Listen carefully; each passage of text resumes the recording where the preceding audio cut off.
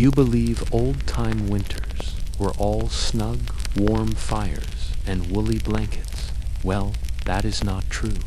In Britain, long ago, winter meant seeing your friends next door die from having no food, while you burned your home's own wood for warmth because all the firewood was gone.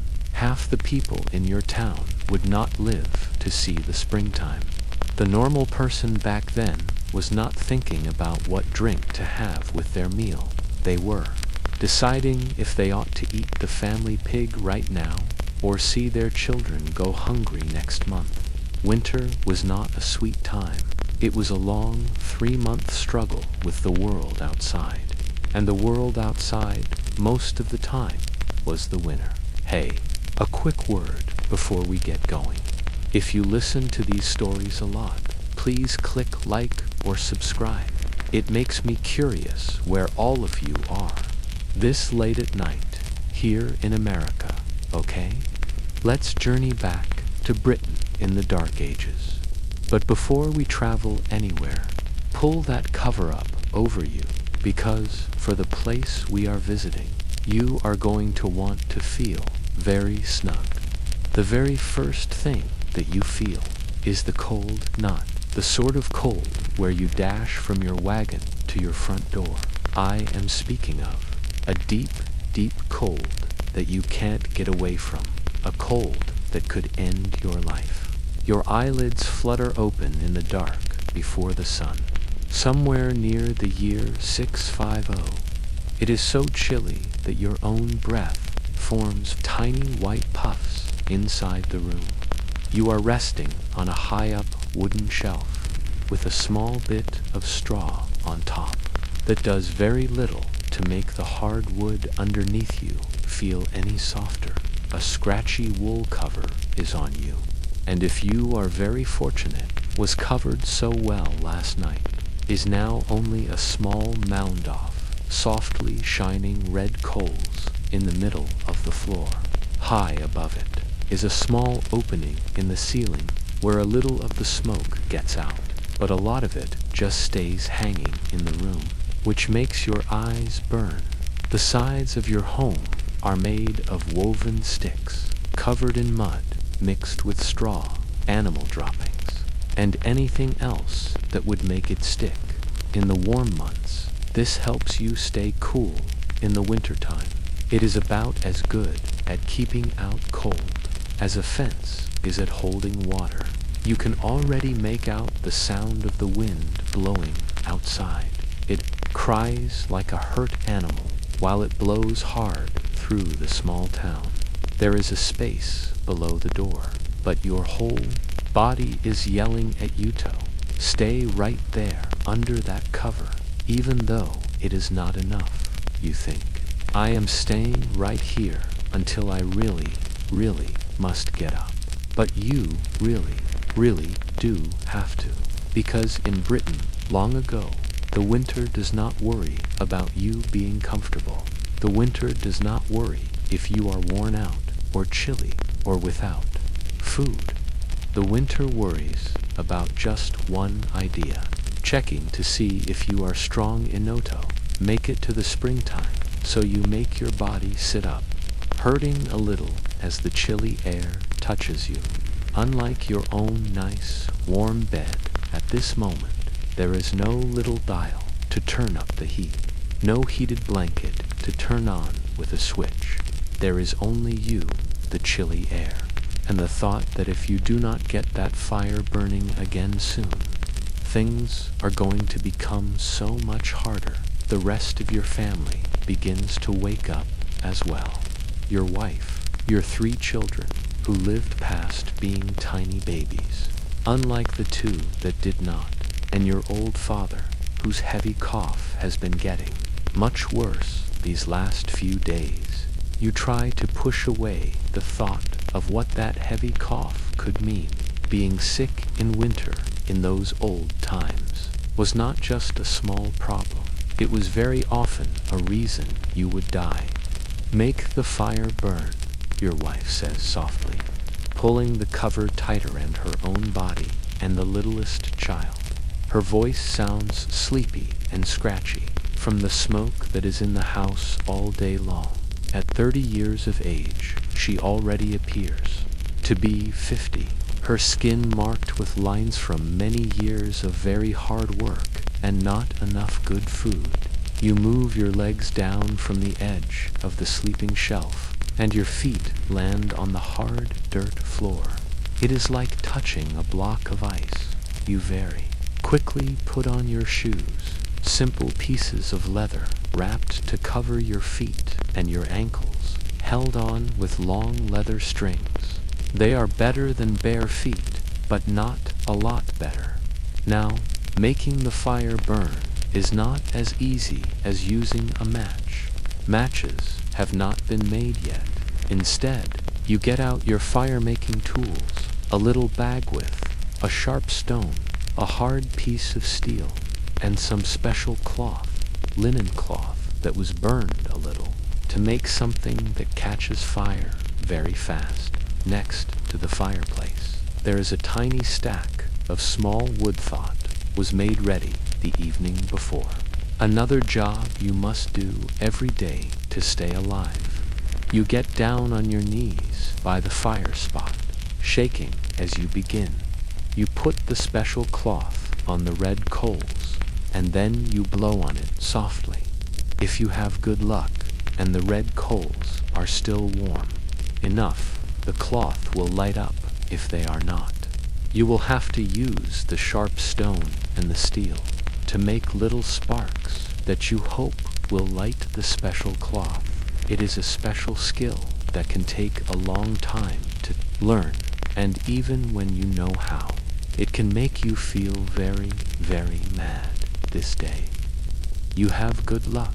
After a few soft puffs of air on the red coals, pieces of wood, dried plants, and very small sticks, and you keep on blowing very gently, the little wood catches fire, and small, tiny flames pop up. You feel a big wave of good feeling. This is the very first win of the day, and it is a very, very big one.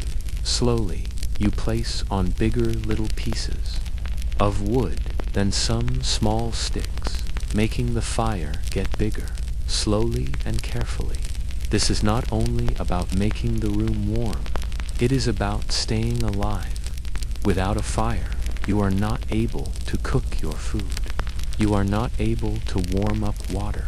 You are not able to make your wet clothes dry, and in the middle of winter, you would surely freeze and die in just a few days. As the fire gets bigger, the room begins to get brighter, both from the fire that is burning and from the pale light before the sun, now coming in through the one tiny window, just a hole cut in the wall, with a see-through piece of an animal's stretched out tummy over it.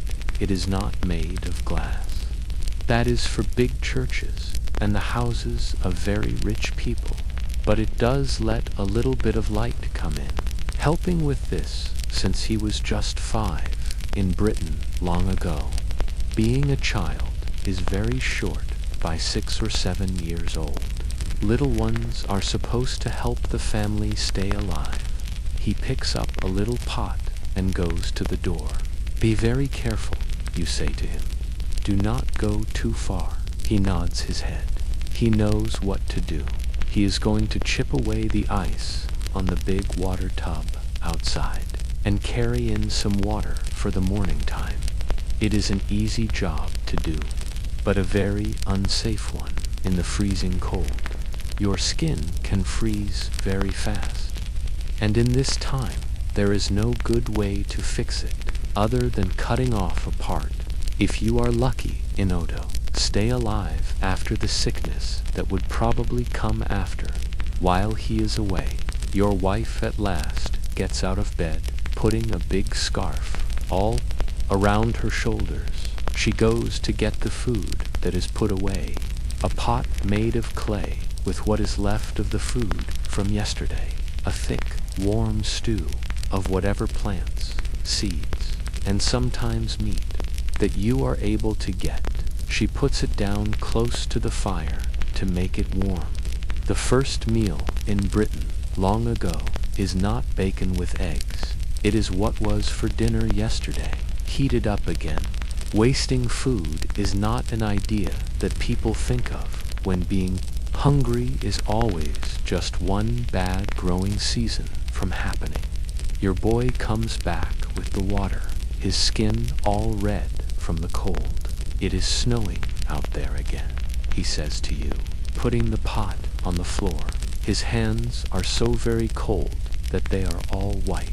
Out, the sky is the dark blue-gray color of the early morning, and big, soft snowflakes are for sure falling down, a few more inches to go on top of. Built onto the house, 2 weeks of wood, maybe not even that much if this cold weather keeps going. We will have to go find more wood today, you say, more to your own self than to any other person. It is not a job that any person likes to do. Walking hard through the deep snow into the big forest, snapping off dry tree parts, cutting down trees would mean you need a yes from the big boss, then pulling them all the way back to your house. But if you do not do it, you will die. It is as easy to understand as that. By this time, everyone is awake but your father, who is still curled up under his cover, his heavy cough breaking the sounds of the morning. Your 2 children in the middle, little girls of 7 and 5 years old, are giving their mother help with the food for the morning. Their little hands are already sore and red from being cold and from working. I believe we ought to kill the pig today, your wife speaks in a low voice, so that the little ones will not be able to hear. The pig that belongs to the family is a very important thing to have. Winter, sometimes the math is very easy to do.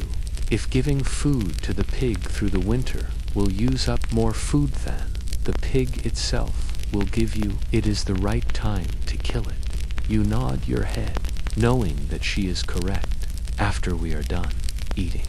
The food in the morning is very plain, warmed up stew that is put into wooden bowls. It does not have much taste, with only a tiny bit of salt to give it flavor. Spices are only for the very rich people, and sugar is not something in your world. The warm food does help to make you feel warm on the inside, though, and that is the thing that is important as you are eating. You talk about the jobs for the day with your wife, besides finding wood and killing the pig. There is pulling apart wool that needs to be done, fixing a spot on the wall where the mud has made a crack, looking at the stored plants in the hole outside to be sure they have not frozen or gone bad, and the job that never ends of just making sure the fire keeps on burning. The days in winter in the land of the Anglo-Saxons are not for having fun. They are for working all the time just to keep the small made for yourself. The talk is stopped by your father's heavy coughing, which has now become much stronger. You and your wife look at each other. You both understand what a heavy cough like that in the winter very often means. You have seen it happen before. In your littlest brother to winters in the past, in the wife of your neighbor just last year, it begins with a cough, and it finishes with a hole for burying, dug into the frozen land. A job that is almost as hard to do as the sad feelings that come with it, but there is not any time to think for too long on what might be coming. The work of the day will not stop for you, and the sun, even though you can hardly see through the clouds, and the tiny window is coming up. You eat all of your food and get ready to start the day taut first. However, you must have more clothes on. You put on a second long shirt over the one that you were sleeping in. Both of them are made of scratchy wool, which feels itchy on your skin, but is very important for for staying warm. Over these two, you put on a big cloak held together at your shoulder with a simple pin made of iron. On your legs, you have woolly stockings tied at your knee, and over these, you wrap long strips of cloth in a pattern like an X for more warmth, an old-time way of having warmers for your legs. Last of all, you pull on your leather gloves, or really, they are mittens, with only a thumb that is separate from your fingers. Stay right by the house today, you say to the children. A big storm is on its way. You can feel it deep in your bones. This knowing of the weather that you get when your very life depends on it. The sky has a special kind of look. The wind, a certain way it feels, that says there will be a lot of snow by the afternoon. Your wife nods her head, already getting the inside work ready. The oldest one will give you help with the wood and with the pig. The two younger ones will give her help with the wool and other jobs. Your father will lay down by the fire. For all the help that will give him as you pull open the door to begin the day. The strong blast of coldmost makes it hard for you to breathe.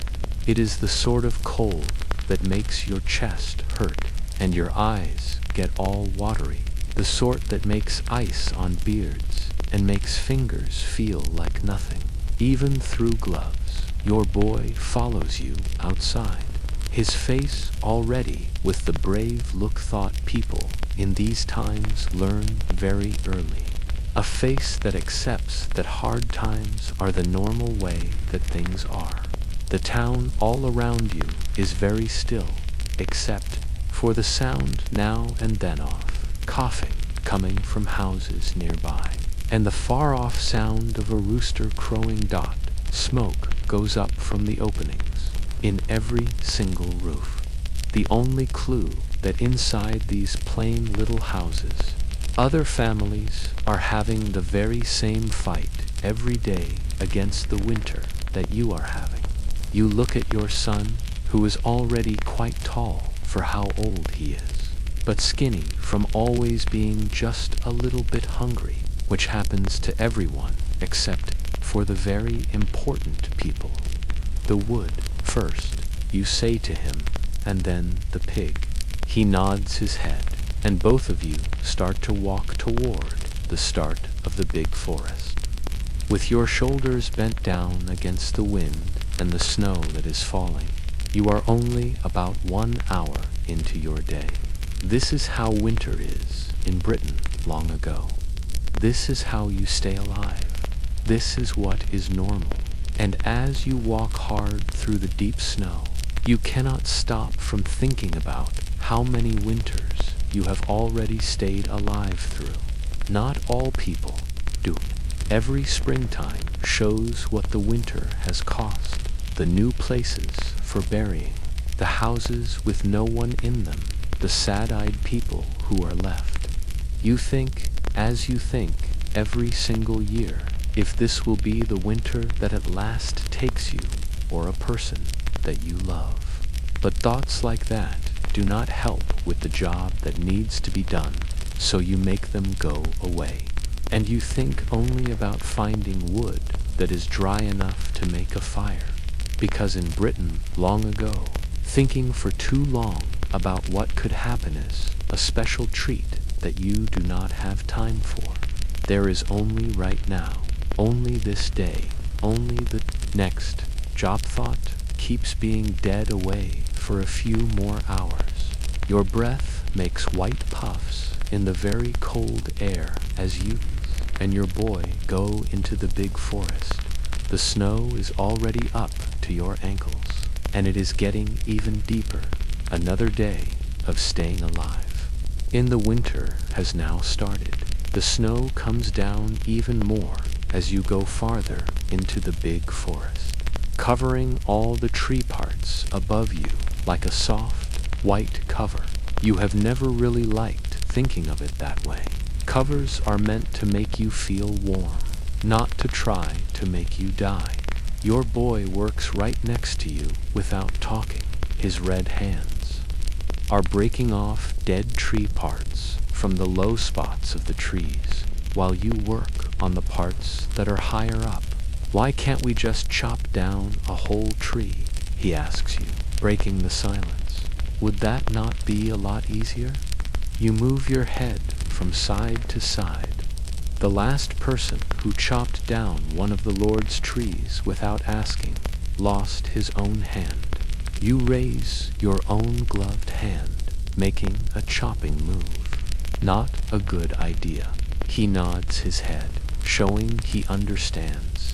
In your own world, the local boss, a rich man who works for the king, is the owner of the forest. You have the right to let your pig look for acorns in the fall time, and you are allowed to pick up wood that has already died. But chopping down a tree that is still alive, that is the same as stealing, and stealing will get you punished.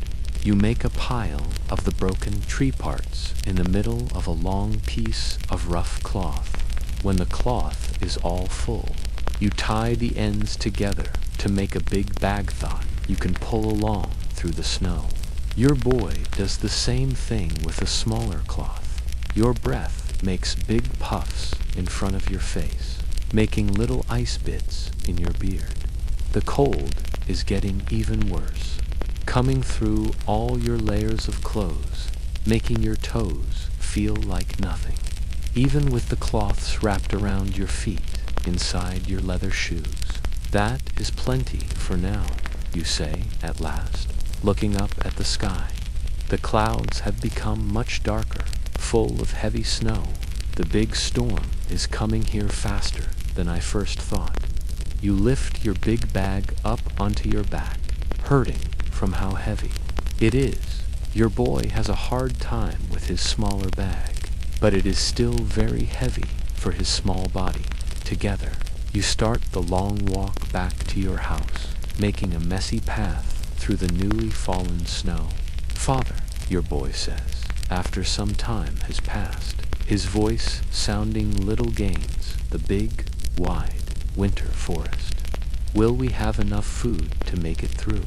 The question just hangs there in the freezing air between the two of you.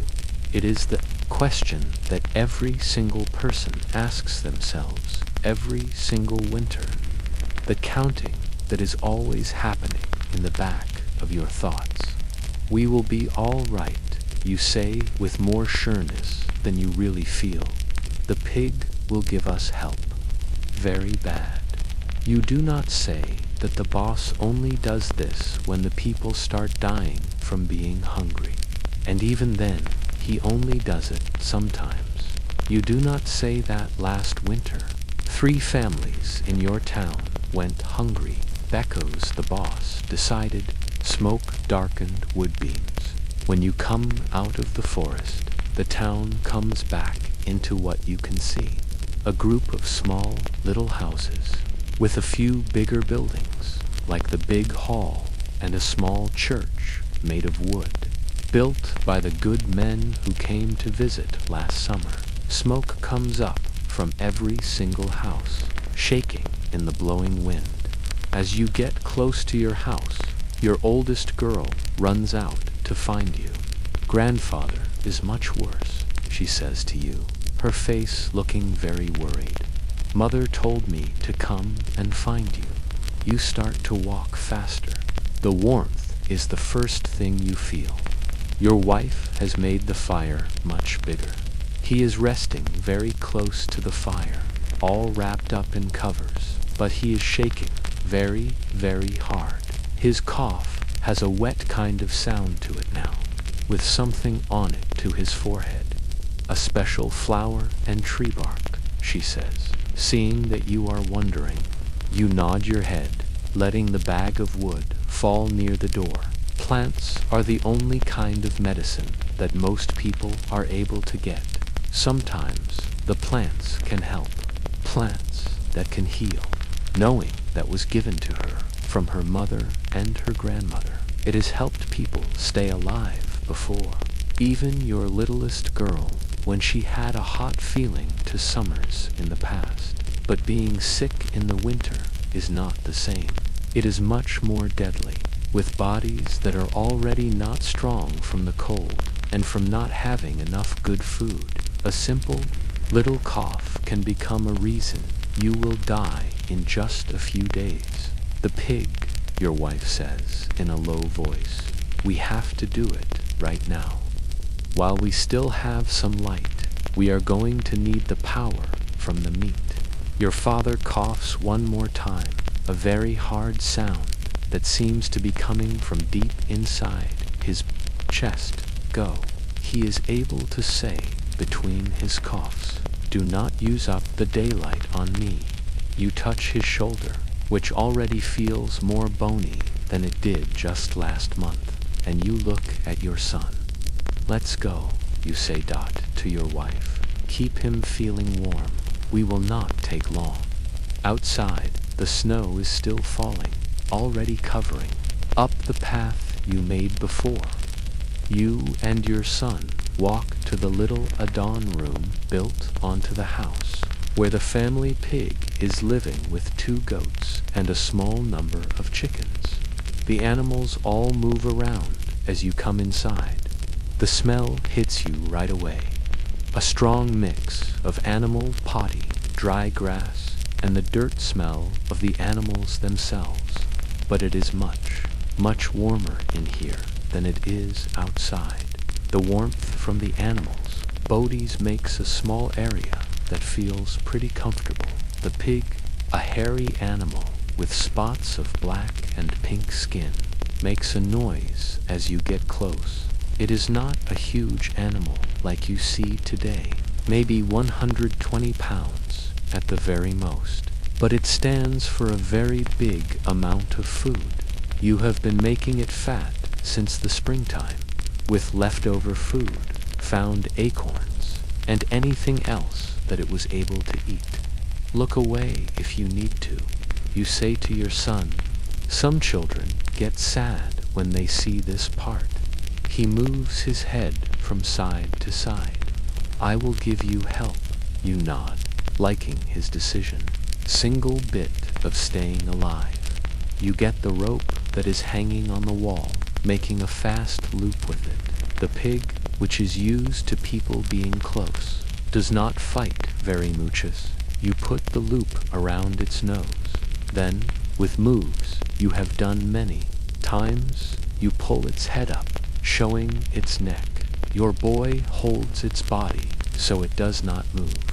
I thank you for your life, you say in a soft voice, a little prayer to the new God. Deep cut, the blood comes out in a hot, fast stream, making the straw on the floor turn dark. You put a wooden bucket down to get as much of it as you are able to. Blood is too. A food with lots of power that can help you get through the long winter. The pig shakes for a little bit, and then it is very still. Its eyes get a cloudy look as the very last bit of its life goes away. You and your boy work without talking for a little while, making sure all of the blood that can be used is put in the bucket.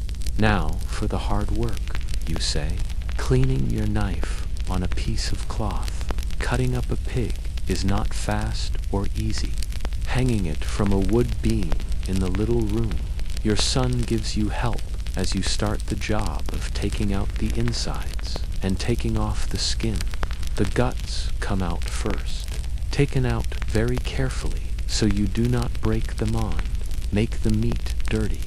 These will be washed very, very well to use as the skin for sausages. The tummy and the bladder will be used as bags. The heart, the liver, and the other inside parts will be eaten first because they go bad the fastest. You work in a careful way, your hands all red with blood and hurting from the cold. Your son does what you tell him to, and the meat away from the bone.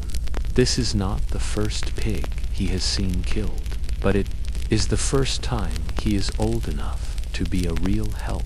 Good job, you say to him as you start to cut the body into 4 big pieces. Your hands are very steady.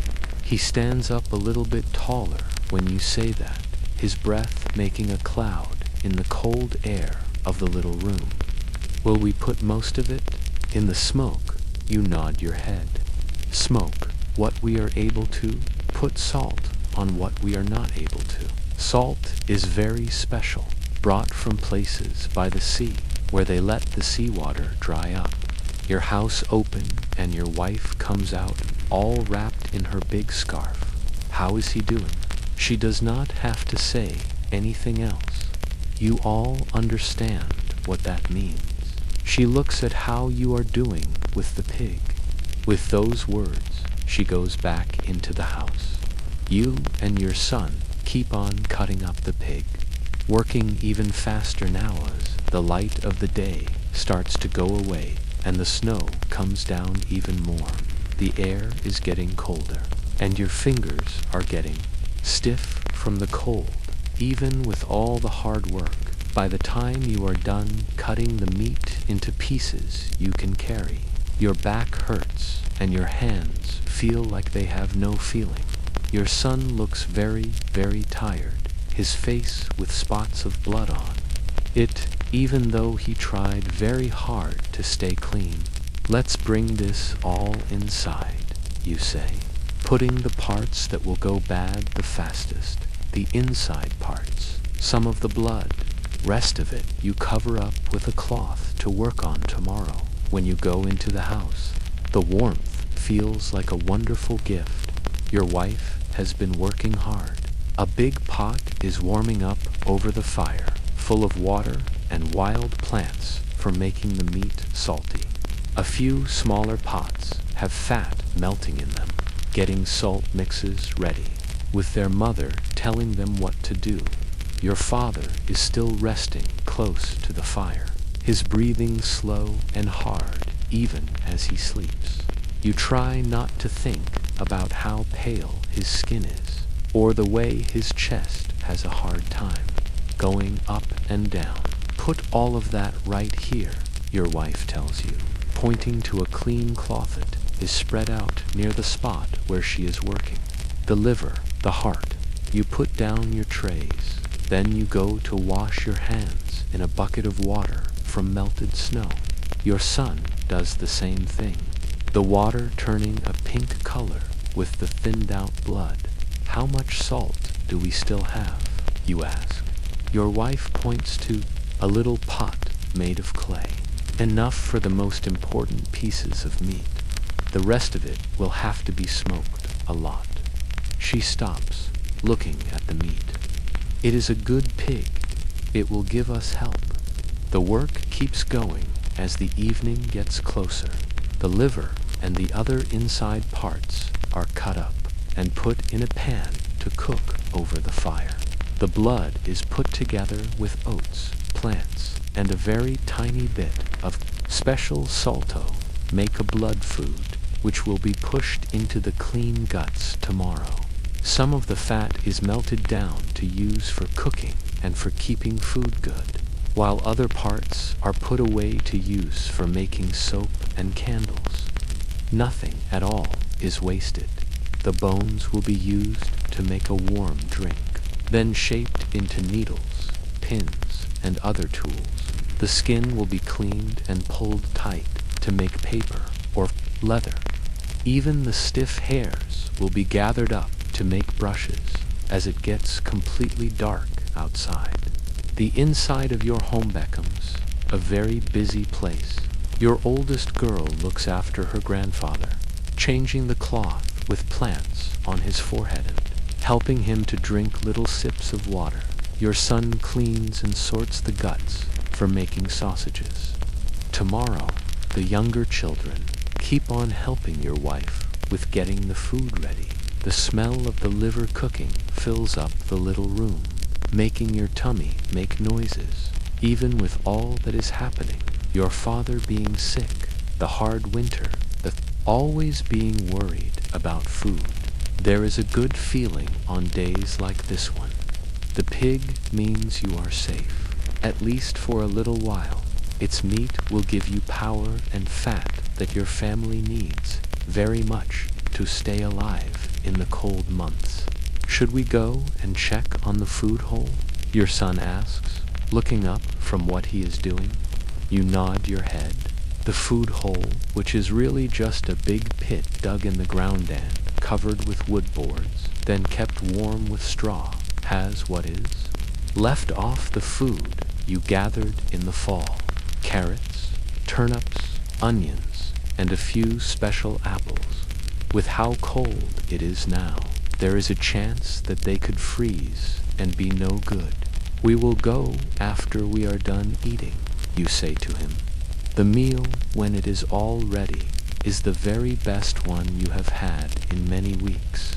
Fresh liver, heart, and kidneys, with the few plants your wife has been able to dry and keep, along with a little bit of yesterday's stew, and a small piece of bread that was made from barley flour.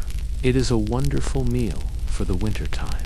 You all eat without talking, enjoying the good taste of the fresh meat. Even your father is able to eat a few bites, though he has to stop many times to cough.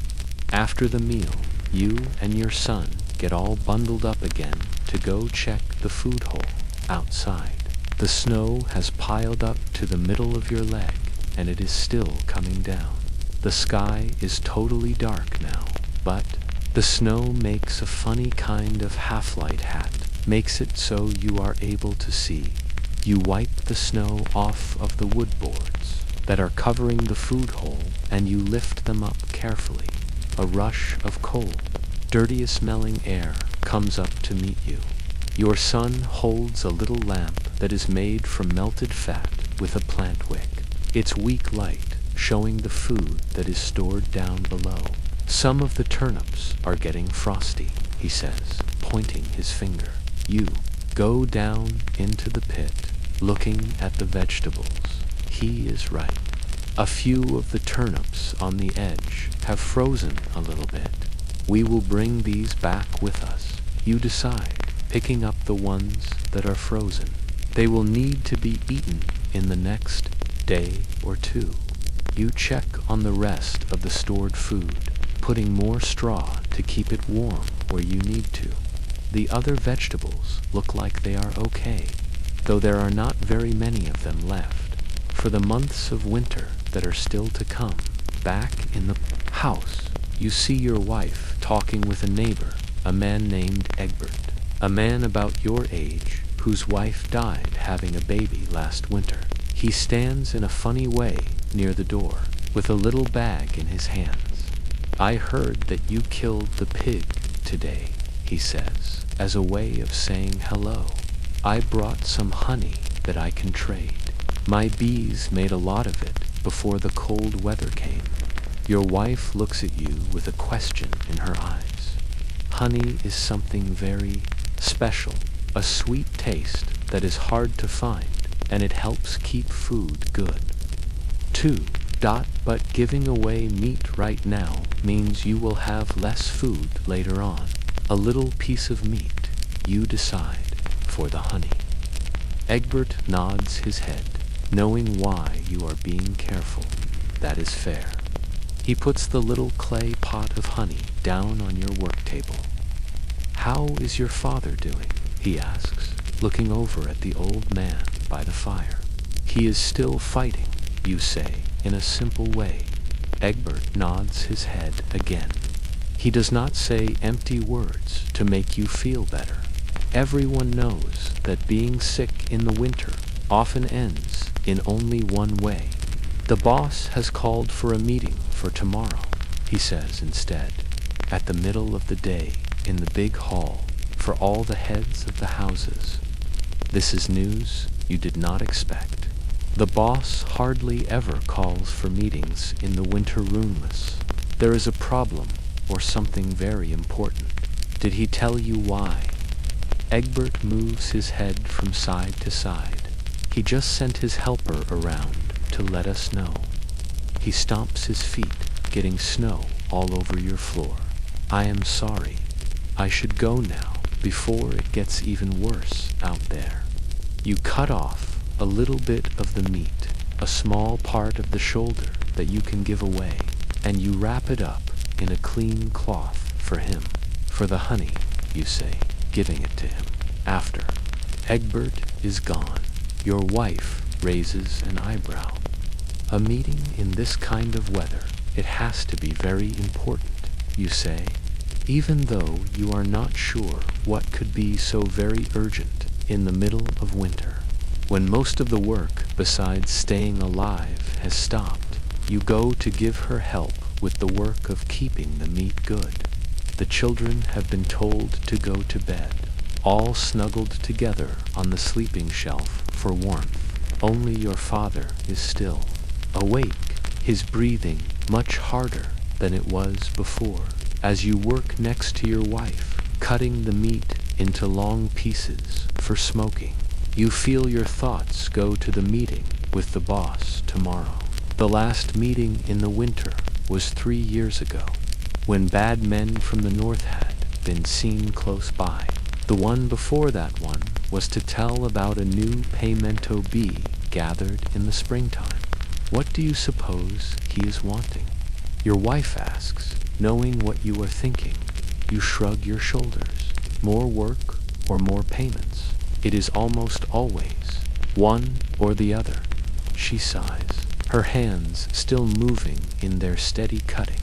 We have given him plenty already. You cannot say she is wrong about that. Between the normal food you give to the boss, the work on his lands, and the special payments now and then, the regular people always seem to be giving away more than they have to give. But that is how the world is. The people with power take from the people who do not have it. Your father's heavy coughing stops your thoughts. It sounds much worse.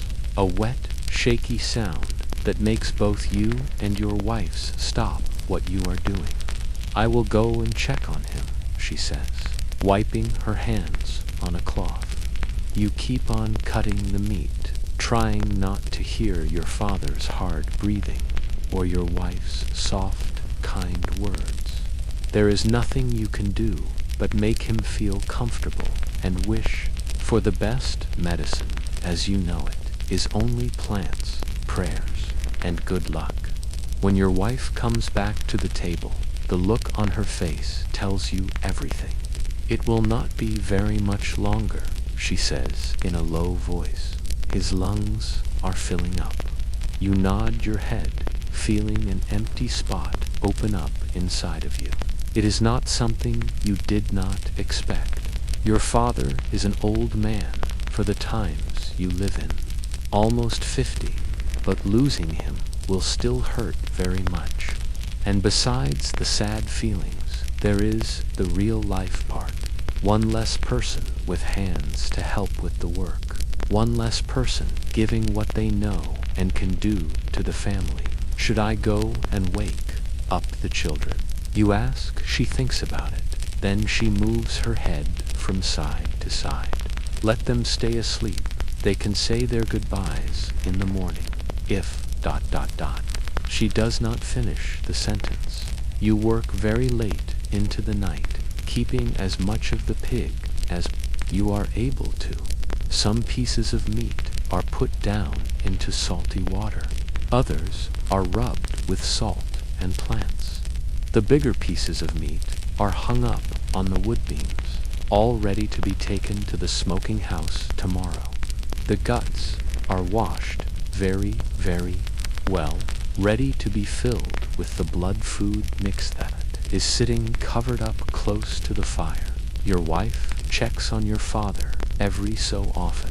His state gets worse slowly, his breathing becoming even harder, his times of being awake shorter. You both take turns sitting with him, talking softly about good times you remember, telling him that the family will be taken care of.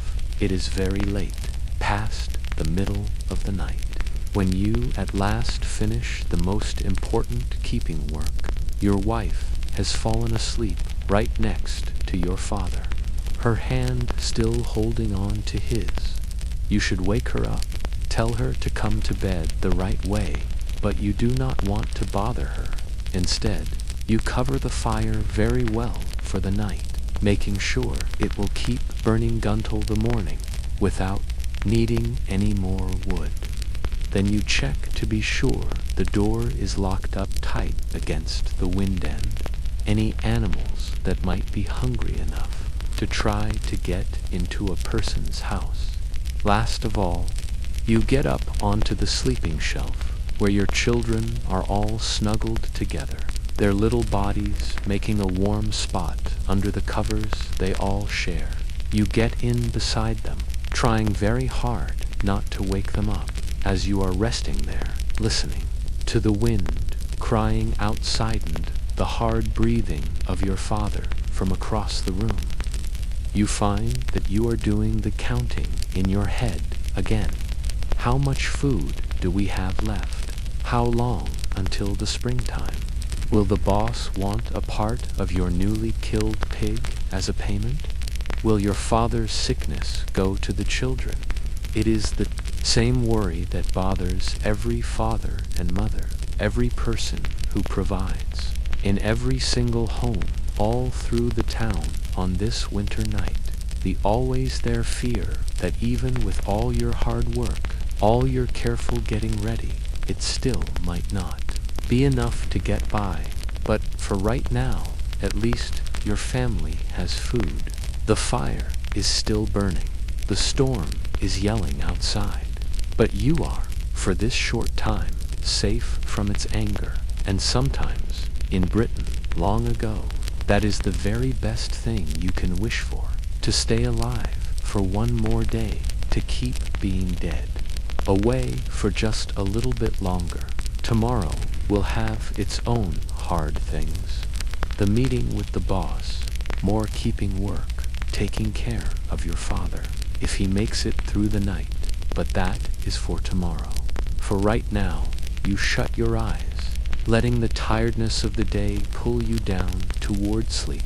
As you start to fall asleep, your very last thought is of the pig, the safety that its meat stands for, the weeks of staying alive it has bought for, your family in your world.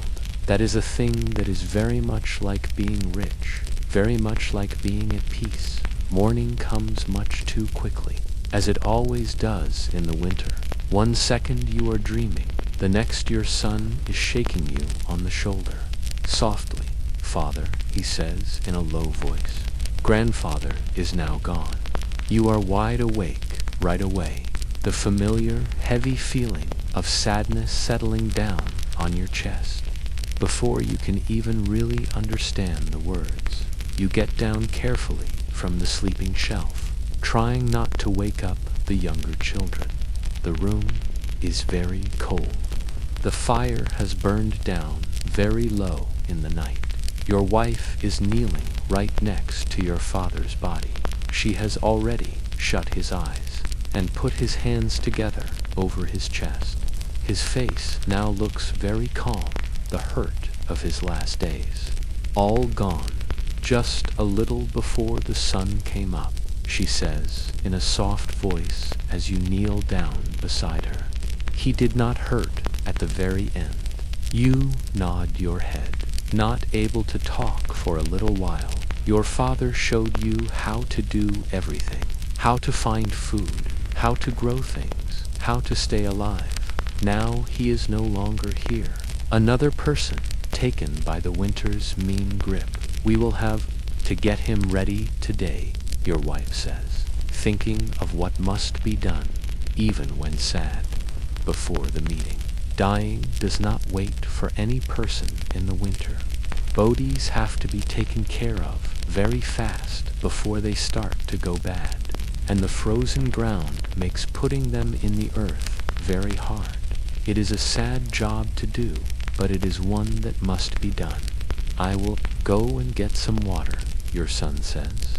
Already getting the pot, you touch your wife's shoulder in a quiet thank you for how she cared for your father. Then you go to make the fire bigger. There is work that needs to be done, as there always is. Dying is just another thing that happens in the winter's daily plan. By the time the younger children are awake, you and your wife have washed your father's body and put him in his very best long shirt, worn out by today's way of thinking, but it was the very best one that he had. Your son has gone to tell the man of the church and to set up a time for burying his grandfather with God at this time. Your youngest girl asks, her eyes very big as she looks at the still body. Yes, your wife says back, smoothing out the child's messy hair, and with the people who came before us as well. Like many people in your time, your family's beliefs are a mix of the new ways and the old ways. A way of believing that helps you, that tries to be safe with both. The first meal is very small, the last of the bread from yesterday, and a thin, watery porridge made from barley. It has to last for many weeks. While you are eating, you tell the children about the meeting with the boss. I will have to go there by myself, you say to your wife. You should stay here with ... You look over at your father's body. She nods her head. We will keep on with the keeping work and get him ready to be buried. Can I please come with you? Your oldest boy asks. To the meeting. You think about this. Boys who are his age are not usually a part of such meetings. But he is almost a man, and knowing how to act around the important people of your world is a very important thing to learn. Yes, you decide. It is the right time for you to see how these things are done. The morning goes by in a fast mix of jobs. You finish keeping more of the pig meat, hanging long pieces in the smoking house, a little building that is shared by a few families, where a fire that is looked after very well burns all the time. The smoke keeps the meat that is hanging from the wood beams good. Your wife and girls fill the guts with the blood, mix to make a special dark pudding. Then they hang these up to be smoked. To ... Your son comes back with news from the man of the church. He says, we are able to bury grandfather tomorrow, close to the church. This is a sign of being respected. Being buried in special ground costs more. Usually you pay with food or with work. How were you able to do that, you ask, knowing that your family does not have much to give away? Your son looks very proud. I told him I would help fix the roof of the church in the springtime. You nod your head, happy with his idea. He is learning the very important skill of talking and trading, the hard-to-understand web of helping and owing that helps everyone to stay alive. As the middle of the day gets closer, you and your son get ready to go to the boss's big hall. You both put on your cleanest long shirts, which are still with spots and worn out, but the very best that you have, and you wrap your big cloaks around you tightly to keep out the cold. Be very careful, your wife says as you are leaving. Do not say you will do anything. It is very good advice. From what you have seen, the bosses asks for help usually mean more work for the people of the town who are already very tired. The snow has now stopped, but the sky is still heavy and gray, saying that more snow will be coming. The town is very still as you walk toward the boss's big hall, a long building made of wood at the very center of the town. Unlike your own little house, it is built with thick wood boards instead of sticks and mud, with fancy carvings around all the doors and along the wood beams of the roof. Other men are walking hard through the snow to the same place, the heads of the houses from all over the town, all of them looking just as tired and worn out. There is Egbert from the night before. There is Cerdic, the blacksmith, who is more lucky than most people, with his special skills that are very needed, and the fire of his workplace that is always hot. Every man nods his head to say hello, but there is not much talking. Being cold saves up your power by making you not want to talk nicely. Why do you think he has asked us to come here? Your son asks in a low voice as you get close to the hall. We will know what he wants soon enough, you say back, though you are curious too. Inside the hall, it is much warmer than it is outside, though not as warm as your own smaller home. Many fires are burning down the middle of the long room, but the room is so very big that a lot of the heat goes away before it gets to the walls. Still, next to the freezing cold that is outside, it feels almost nice. The boss himself is sitting at the very far end on a carved chair made of wood that is a little bit higher than the floor. Leofric is a man of about 40 years, his beard with streaks of gray, his face rough from many years of fighting and bad weather. To you, he is a rich man. His long shirt is colored a deep blue, and a silver ring shines on his arm. But to people who are truly very important, he is only a small boss, in charge of this little piece of land, and he has to answer to bigger bosses who are above him. His hall looks very grand to you, but it would be seen as plainly those people who are higher up in the world. Still, in your own world, he has the power of life and death. He is in charge of how the land is used, and he has the right to ask for work and things from the people he protects. As more men come inside, the benches along the sides fill up. You find a place about in the middle, with your son right next to you. The feeling in the room is very serious. Meetings in the winter hardly ever have good news. When everyone is there, the boss stands up. The room gets quiet right away. Men of Wolfhampton, he starts, using the old name for your town. I have asked you to come here because a message has come from the king's helper. He stops, letting everyone think about how important that is. News from the bigger world is not common in the winter. Danes have been seen along the seacoast. He keeps on, his voice very serious. 3 boats that are moving to the south. A soft talking goes through the men who are gathered. Bad men from Denmark, Vikings, are a danger that is always there, though they usually come in the summer when the sea is not so rough and there is more to take. Why would they be coming in the winter? Someone asks. There is nothing here to take. The boss's mouth gets tight. They are not looking to just take things and go away. The helper thinks. They are looking for land to live on. They have already burned down 2 little towns to the north of here. This news sends a cold feeling through the room, colder than the winter air outside. Raids in the summer are very scary, but they are short. The Danes take what they are able to carry and go away back to the sea. But living here, that means there will be fighting for the land, for staying alive itself. What would you want us to do, my lord? Cerdic, the blacksmith, asks. We are not fighters, most of us. The boss looks all around the room, his eyes very hard. We get ready.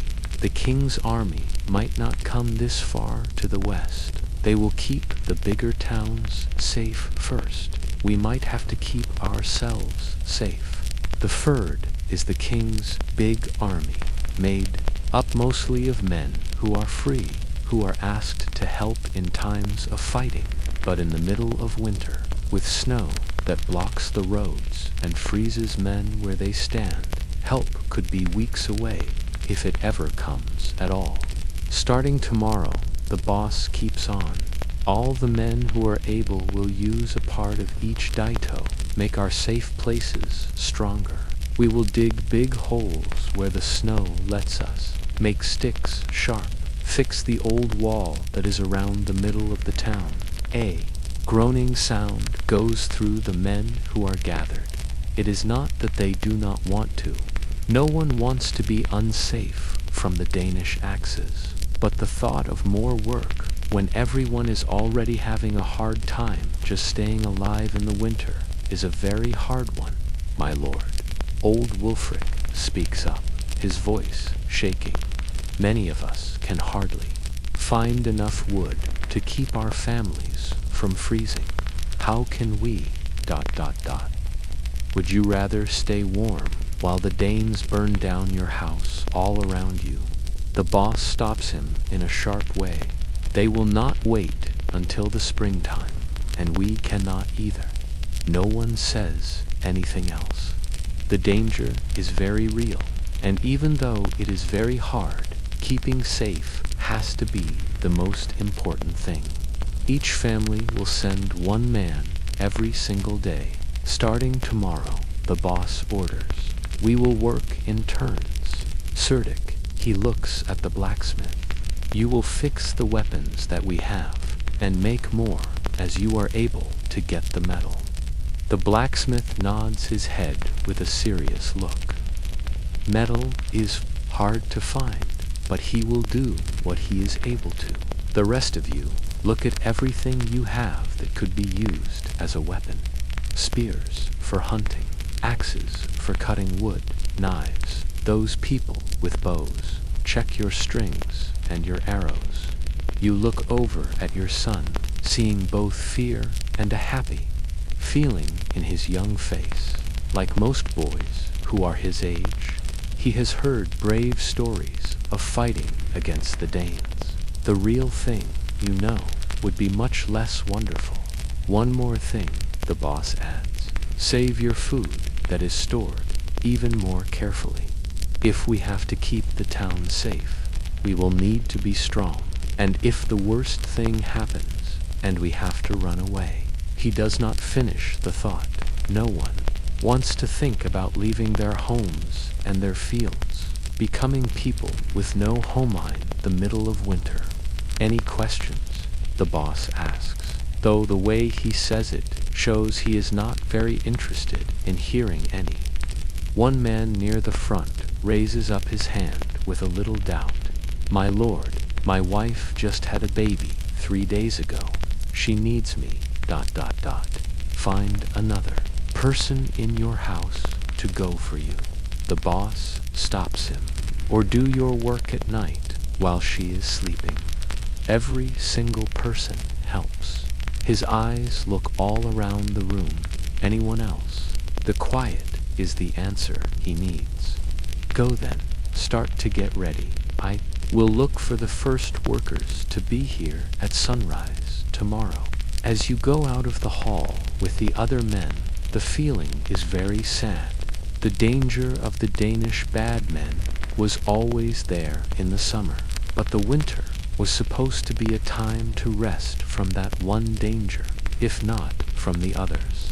Father, your son says in a low voice as you walk hard back through the snow. Will they really come all the way here? You think about telling a lie to him, saying something nice that is not true, but in your world, nice lies that are not true can be very deadly. Children have to understand the dangers to be able to stay alive through them.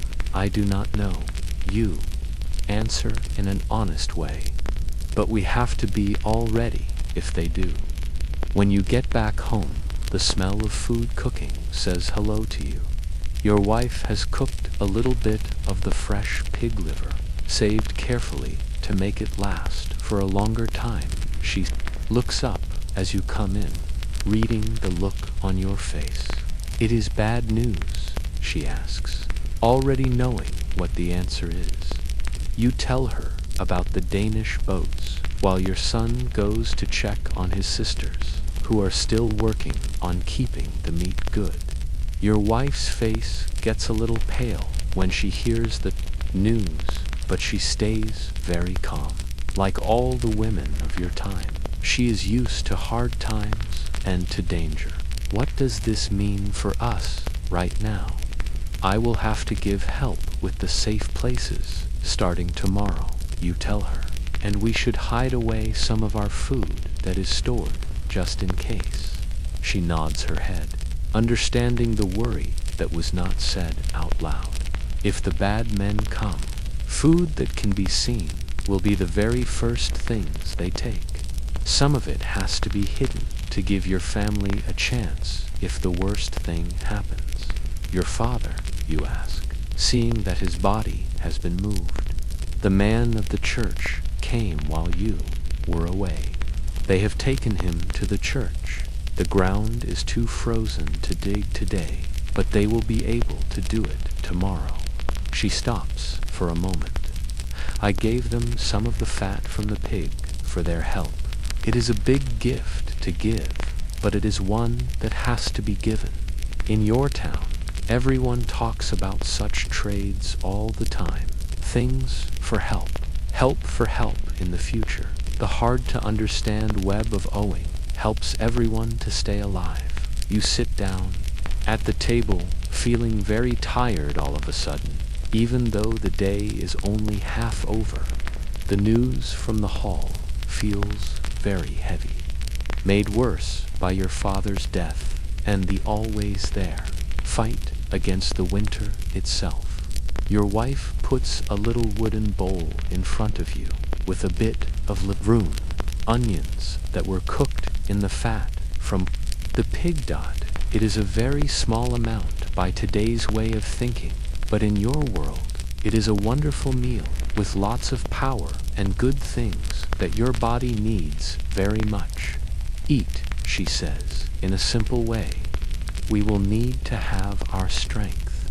While you are eating, your oldest girl comes to the table with you at 7 years old. She is already very serious and watches everything with a knowing that is more than her years. Is grandfather really with God? She asks. All of a sudden, you look at your wife, then you look back at your daughter. Yes, you say, and with the people who came before us, too, in the big halls beyond. But the man of the church says the old gods are not real. She keeps on, her forehead all wrinkled. He says there is only the Christ God. This is a thing that happens a lot in your time. The newer Christian belief pushing against older pagan beliefs that are still very strong in many people's hearts. Most families, like your own, do a mix of both that helps them, trying to be safe with their beliefs. The man of the church believes what he believes. Your wife says in a careful way, and we show respect for that. But our family has known the old ways for many, many years. There is good knowing in both ways. Your daughter seems to be happy with this answer, at least for this time, in truth. Most people in your town have a similar way of being open with their beliefs, going to the Christian services, while still doing the old parties and ways. The faraway bishops might not like it, but here in the lands on the edge, doing what works is more important than following the rules perfectly. After you are done eating, you go to check on the work of keeping the meat good. Your children have done a very good job while you were away. The dark puddings are smoking in a nice way. More meat has been salted, and fat has been melted down to be stored. It is work that needs skill, that even the littlest ones can give help with. Each person helps as they are able to. Will we have to go and fight the Dane's father, your oldest? Girl asks us. She carefully turns the long pieces of meat that are hanging from the wood beams. Let us hope that we do not, you tell her, but we get ready as if we will. The rest of the day goes by in more work. even with your father's death, even with the danger that is coming. The jobs of staying alive right now cannot be put off. The winter does not let you have a time for being sad, no time for being scared or for waiting. You make the animal shelter stronger, putting more straw against the walls to keep the warmth in the other animals. 2 goats and a few chickens are a big part of your family's richest and your food for the future. Losing them to the cold would be a very, very bad thing. Your son helps you to check your few weapons: an axe for cutting wood, a spear for hunting with a tip made of wood that was hardened in fire, and the knife that you use for everything from cutting up meat to working with wood. None of them would be very good against a Danish fighter's steel, but they are better than having just your bare hands. Your wife and girls keep on with the keeping of the food, working in a careful way to make sure that nothing at all is wasted. The oldest one goes to the little river to break the ice to get fresh water, carrying the heavy bucket back with arms that have become strong from having 2 as the afternoon goes on. Neighbors start to come by, saying they are there to give you their sad feelings for your father, but really to share news about the Danish danger. Each person who visits brings a little gift: a few dried plants, a couple of turnips, a piece of string, and leaves with what they have heard, and maybe a very tiny bit of fresh meat. These trades make the town bonds stronger, which could mean the difference between staying alive and dying in the weeks to come. I heard the boss is sending men to go and watch the old Roman road. Egbert Sasis. He gives you a little jar of honey, a big gift that shows he is worried for your family after your father has passed away, in case they try to come by the land instead of the river. You nod your head, taking both the news and the honey with just as much thanks. That makes sense. The snow might make them go slower, but it will not stop them if they are set on it. Through all of these talks, you see your son listening very closely, taking in the grown-up worries that will soon enough be his own to carry. To Dot, being a child in your world is very short. By 12 or 13, he will be expected to carry a man's heavy loads all by himself. As the evening gets closer, you help your wife get the main meal of the day ready: a stew of barley, turnips, and little pieces of special salt pork with the few dried plants that are still left from the summer. The pot is warming up over the fire, filling the little house with a good smell that makes tummies make noises with want while it is cooking. You bring the family together to talk about the plans for tomorrow. I will go to give help with the safe places after your grandfather is buried. You tell them. The rest of you will have to keep on with the keeping work and look after the animals. I can go and check the fish traps at the little river. Your son offers. In the winter, fish move very slowly in the cold water, sometimes making them easier to get in traps made of woven baskets. If you are able to break through the ice to put them in, your wife nods her head that she likes the idea. The girls and I will finish the sausages and check on the smoking house. Even the littlest children have jobs they are given, gathering little pieces of wood near the house, giving food to the chickens, pulling apart wool for spinning later on. In your world, hands that are not busy are a special treat, is eaten almost without any talking. Each person thinking about the rare good feeling of a full tummy. You are very careful to keep the amounts just right. The food has to last, but today, with the fresh meat from the pig, you are able to be a little bit more giving than usual after you are done eating. As it gets completely dark outside, your family gets close together by the fire. This is the only real time for resting in your day. A short time when the jobs of staying alive right now are all done, and sleep has not yet come for you. Tell us a nice story, Father, your youngest asks, her eyes already looking very sleepy with coming sleep. Stories are very important in your world. They are fun, but they also teach you things and keep what is known safe. Without any books or writing, skills that are only for monks and the rare rich person who takes the time to learn. Telling stories is how knowing is passed through the years. Which story would you like to hear? You ask, though you already know what she will say. The one about King Alfred and the little cakes, she says, as you knew she would. It is the one she likes the most. The story of a king who, running away from Danish bad men, a part that feels a little too real right now, stayed with a poor woman, well, not knowing who he was, told him to watch her little cakes baking. Thinking about his problems, the king let the little cakes get burned, and he was told off very strongly by the woman when she came back. You start the story that you know so well, adding a little bit here and there, as all good storytellers do. The children listen very closely, even though they have heard it many, many times before. Your wife is fixing a long shirt as she listens, her fingers moving steadily in the light of the fire.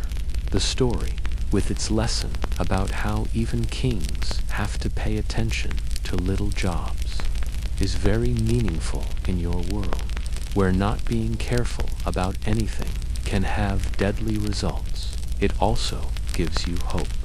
Alfred, in the end, brought his men together and pushed the Danes away, saving his kingdom. Maybe your own town might be just as lucky. As you finish the story, you see that your youngest has gone to sleep against her mother's side, her face looking calm in the light of the fire. The others are trying not to yawn, their bodies wanting to rest after all the hard work of the day.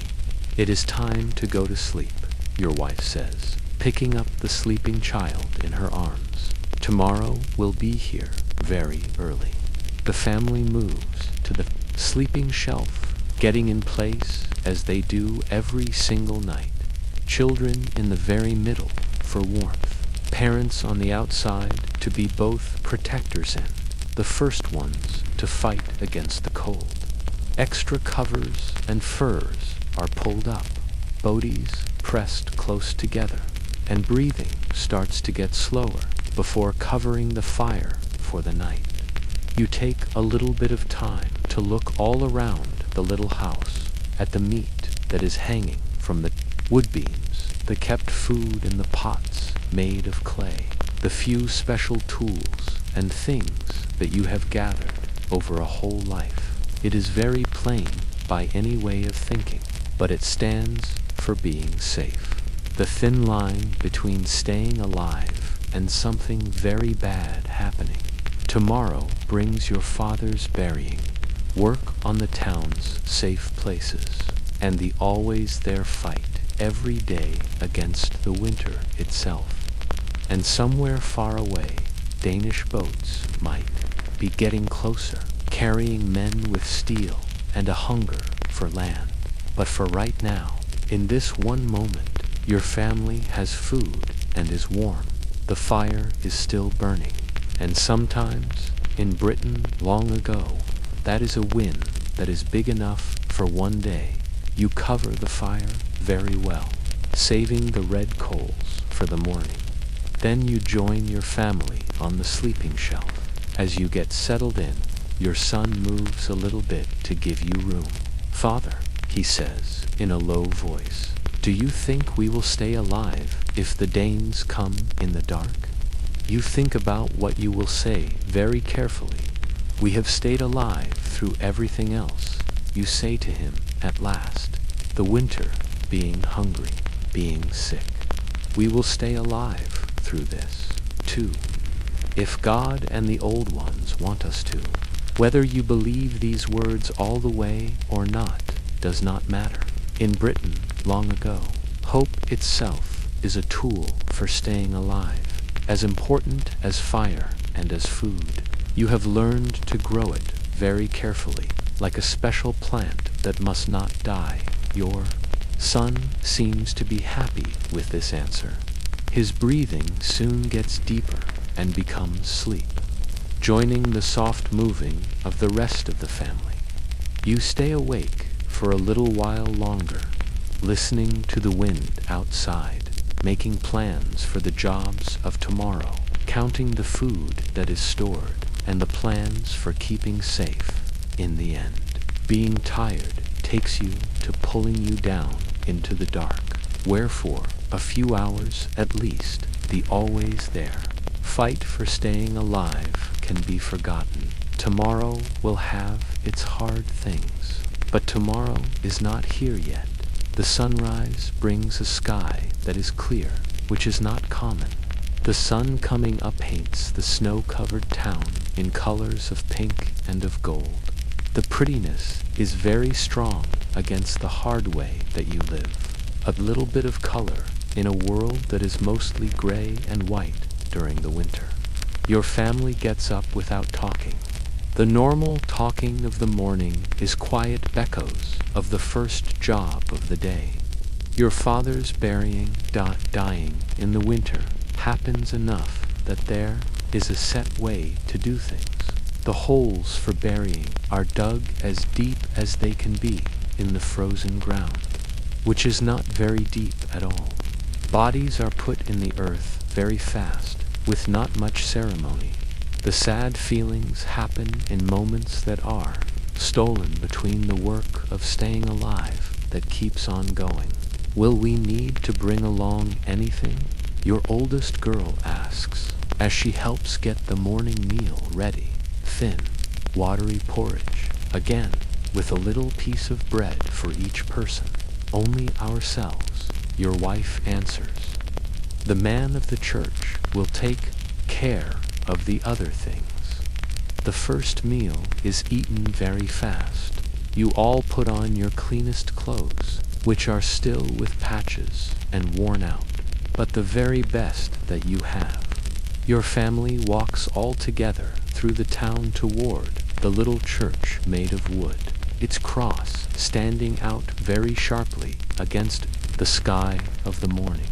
A few neighbors join you as you walk, falling in beside your family without talking very much. Words of feeling sorry are few. Everyone knows that dying in the winter is just a part of the way that things are, but them being there is help enough.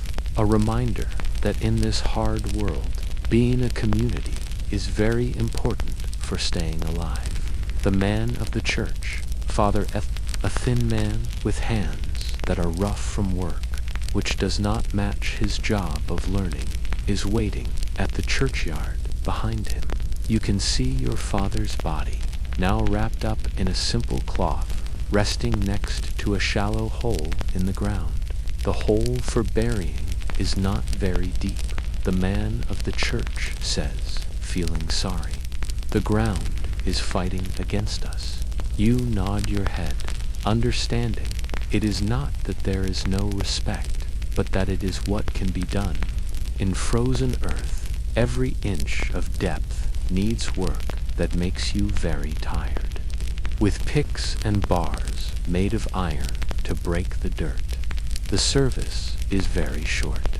A few prayers in Latin that most of the people of the town who are gatheretto not understand, followed by easier words in your own language about coming back to life and living forever. Your son, standing up tall right next to you, whispers his own prayer in the old language. Words to help his grandfather's spirit get get to the big halls of the people who came before you. You do not tell him he is wrong. The Christ God may be in charge of the skies now, but the old ways still have power, especially in things about dying when it is the right time. You and your son go forward to put your father's body down into the hole. The body wrapped in the cloth is lighter than you thought it would be. Being sick in the winter had taken a lot of him before dying took the rest. You place him in a careful way. Then you step back as men start to shovel the frozen dirt over him. The sound of the dirt hitting the cloth is very sharp in the cold air. Your youngest girl starts to cry in a quiet way, and your wife pulls her very close. Your oldest stands up straight and serious, already learning the brave way that the winter wants. As the hole is filled up, people start to go away, back to their houses, their work, their own fights for staying alive. There is no big meal to remember, no long time for being sad. The winter does not let you have such special treats. The man of the church comes up to your family as the very last of the dirt is patted down. May God keep his spirit, he says in a simple way. Then, thinking more of what must be done, will you come to the defense work today? You nod your head as soon as we are all done here. Good. The boss has men gathering at the north side. Say that is the way they will most likely come if they come by the land. The look on his face is very serious. Like everyone else, he knows Shat, the Danish bad men, would mean for the town. After one last moment at the hole, you turn to your family. I will go to the defense work at this time, you tell them. The rest of you should keep on with the keeping of the meat and check on the traps. Your wife nods her head. We will be all right. To your son, check on the fish traps first. If the little river is not totally frozen, we might be able to get something. You leave them at the edge of the churchyard, watching as they walk back toward home while you turn to the north. The town is already busy with things happening. Smoke coming up from the houses. People moving with a reason, even though it is very cold. Everyone has heard about the Danish danger by now, and the normal tiredness of Winterhaus been replaced by a worried kind of energy at the north side of the town, where fields would be planted when the springtime comes. A group of men has already gathered. The boss is there, dressed more for what must be done, now in heavy wool and fur, telling the men what to do. Right next to him stands his housecarl, a man who is a fighter for a job, who works as his bodyguard and his helper. Unlike the people of the town, with their tools for farming used as weapons, the housecarl wears a shirt made of metal rings and has a real sword at his side. Ah, Lefwine, the boss says hello to you, remembering what your name is, even though you are not very important in his world. Double quotes, good. We are in need of strong backs today. He points to where men are trying to dig a big hole across the pathy, would most likely take to get to the town. The ground is frozen, very hard, needing work that breaks your back with picks to break it up before shovels can be used. We will make the hole deeper where we are able to, the boss explains, and put sticks that are sharp on the side of the town. It will not stop a group that is set on it, but it might make them go slow. Enougher are men with bows to make a difference. You pick up a pick and you join the line of men who are attacking the frozen earth. The work is very, very hard. The pick bounces off of the ground many times as it digs in, sending shocks that hurt up your arms. You start to sweat even though it is cold. Then the sweat freezes, which feels very uncomfortable against your skin as you are working. You listen to the talks that are going on around you. News is a very important thing in your world, especially at this time. My cousin in the town next to us says they have already seen men from Denmark looking around. One man says between grunts from working, 2 men on horses who were watching from the hills, that close already. Another one says back, stopping, to wipe the sweat from his forehead. The Danes can move very fast, even in the winter. A third man says, joining in, especially if they are very hungry. You keep on swinging your pick, not saying very much. Rumors and guessing will not dig this big hole or keep your family safe. Only doing the work will do that. After an hour, the boss tells everyone to take a short rest.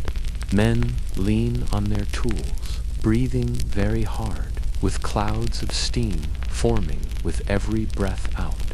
A helper brings around a bag of weak ale, not enough to make you drunk, but the power and the liquid are nice after working so hard.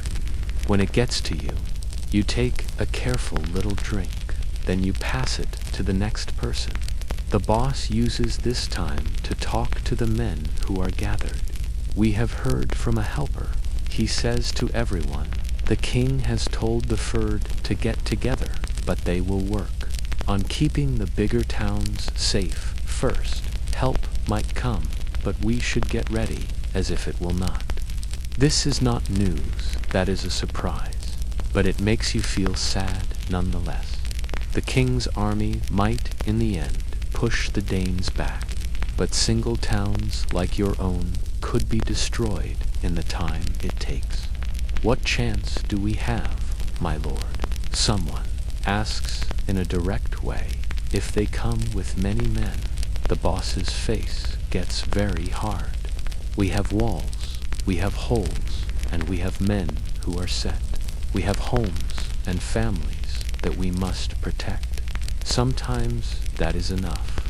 The way he says it shows that the talk is over. The work starts again. Men attacking the frozen ground with a new kind of hurry by the middle of the day.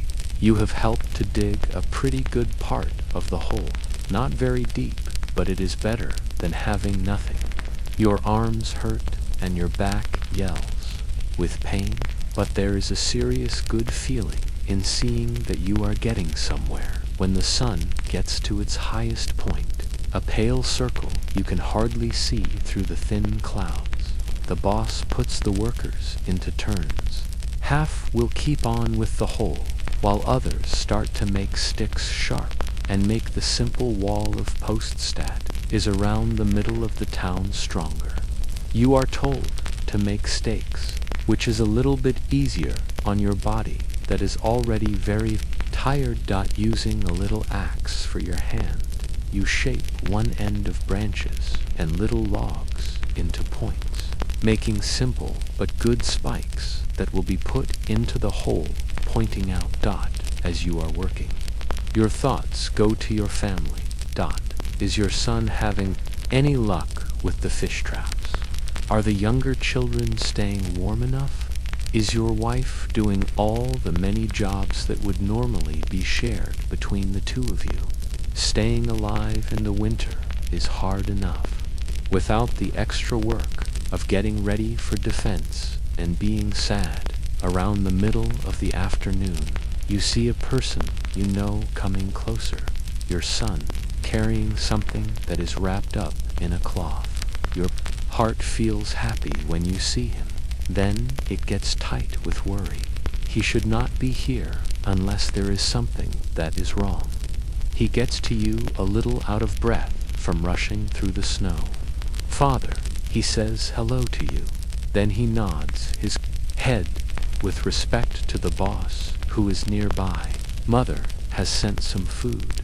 He unwraps the cloth to show a little bit of bread and salted pork, a big gift to give with how little you have. You take it with thanks, breaking off half of it to share with your son. The traps, you ask between your bites. His face gets very bright. To fish, they are not big, but they are fresh. This is very, very good news.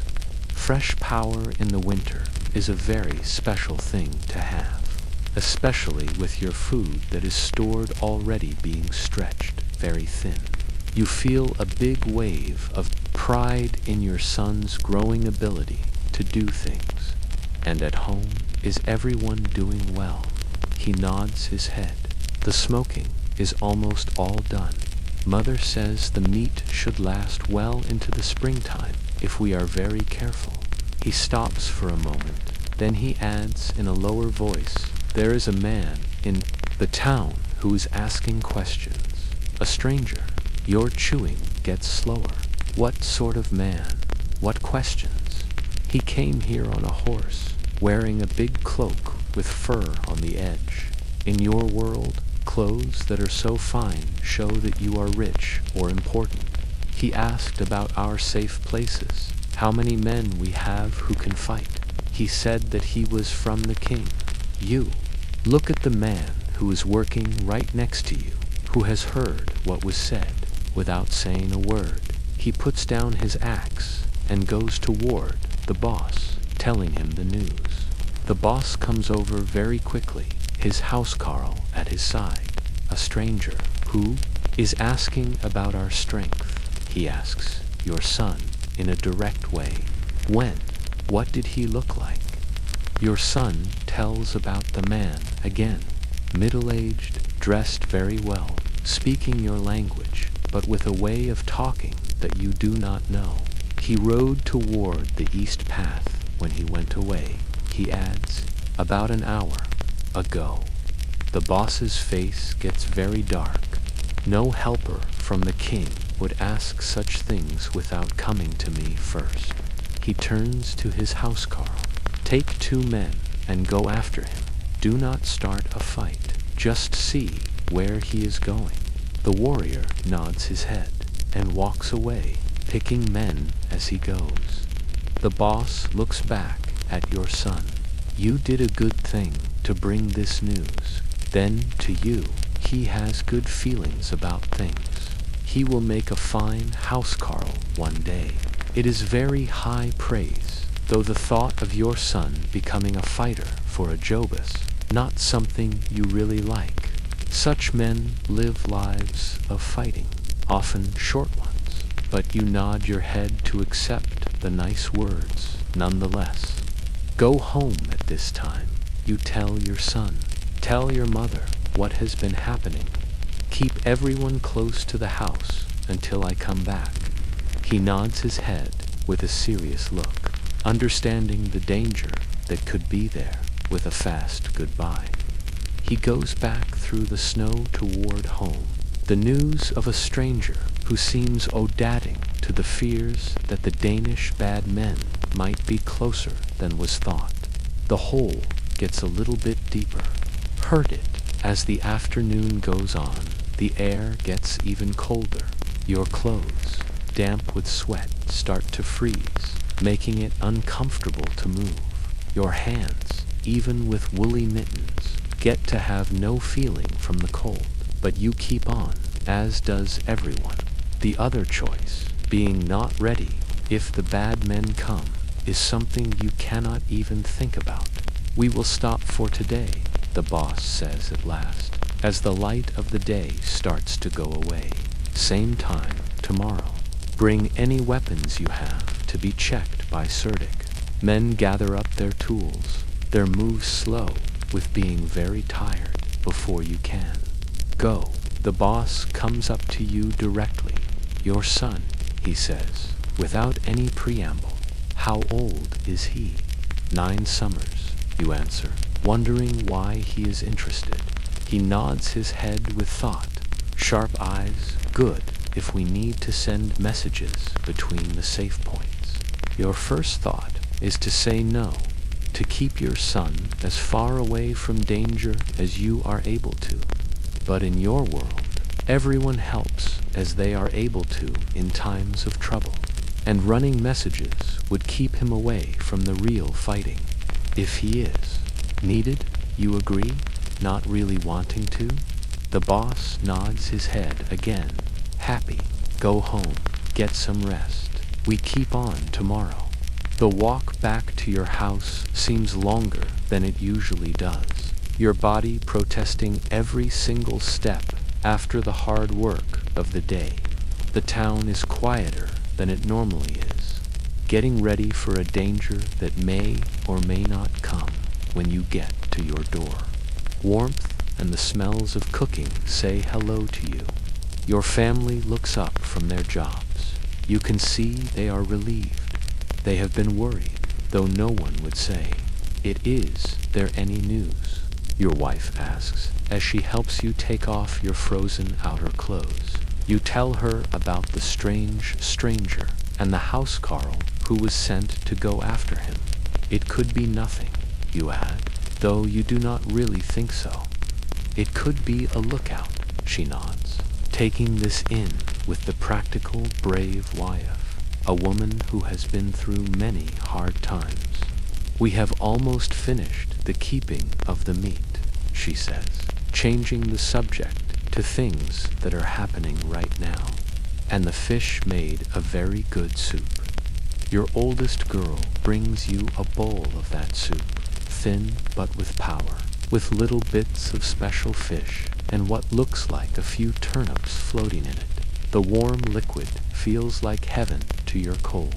You are eating.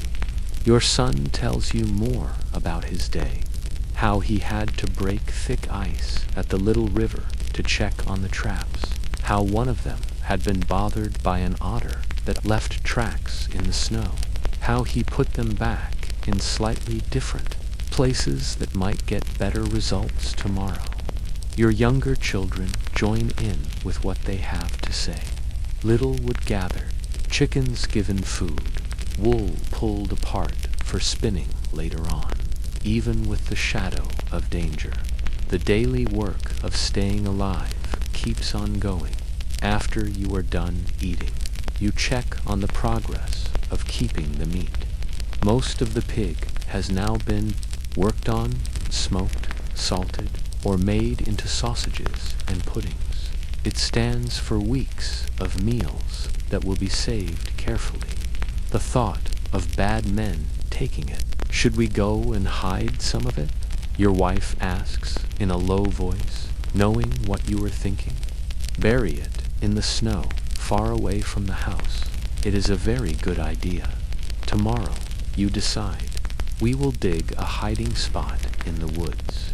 This is an old way of staying alive, making hidden spots for food in case the main supply is lost.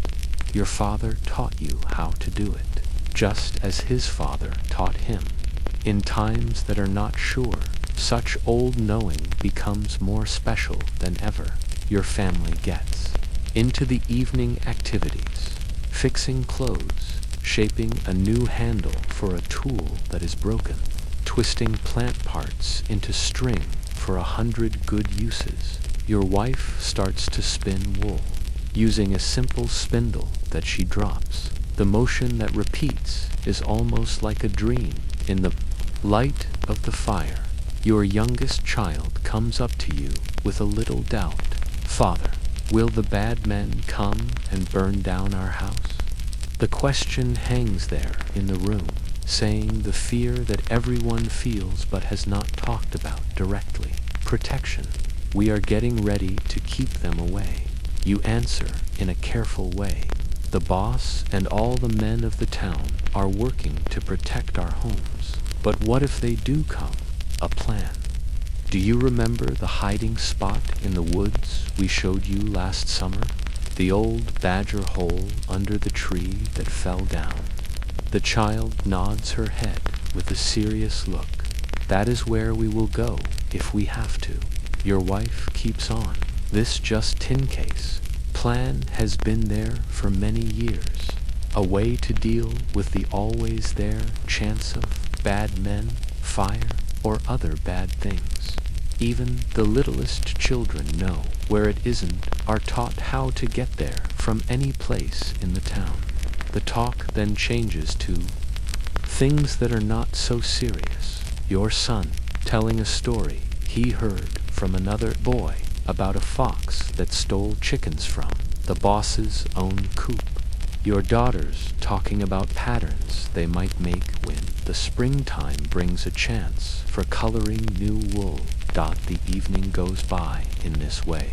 Your walls, this ability to keep things normal even when there is dangerous, may be the most important skill for staying alive that your people have.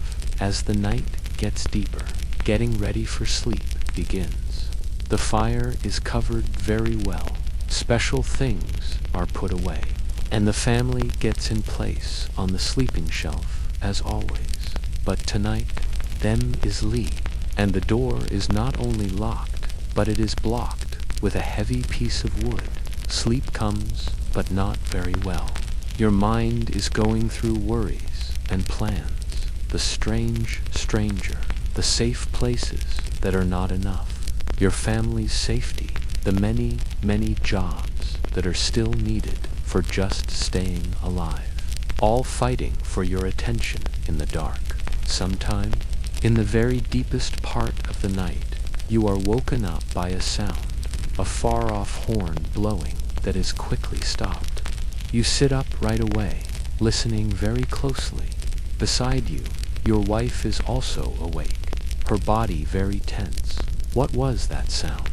She says in a low voice. I do not know, you say back, honestly. It could be the watch. The boss had talked about putting night watches at the edges of the town, but a horn signal means something more urgent than just checking things. You get up in a quiet way, trying not to wake up the children, and you go to the little window, pushing the covering away. You look out into the darkness. At first, you do not see anything that is not normal, just the familiar shapes of the houses nearby that you can see dimly in the pale moonlight that is bouncing off the snow. But then toward the north, where you worked on the safe places before, moving against other shadows, you are thinking about whether you should go. And look when another sound comes to you, the town's alarm bell, which is normally used to tell about meetings or parties, now ringing with a very urgent purpose. Its loud clanging breaks the quiet of the night, waking up everyone in your house and probably the whole town right away. Get up right now, you tell your family, already getting your warmest clothes. Hurry up now, your wife is moving right away, helping the younger children get dressed while gathering up the most important things. A little bag of food, a bag for water, the kit for starting a fire, a special knife. What is happening right now? Your eldest daughter asks, her voice very steady, even though you can see the fear on her face. I do not know just yet, you answer in a truthful way, but we get ready for the worst and we hope for the better. Outside, voices can now be heard, men yelling, the boss's deeper sounds carrying over the noise. The bell keeps on with its frantic ringing. Stay right here, you tell your family.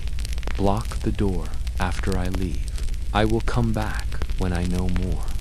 Your wife nods her head, her face a mask of fear that she is controlling. Be very careful, is all that she says. The cold hits you like a real thing as you go outside. The night air burns your chest as you move very fast toward the noise at the edge of the town.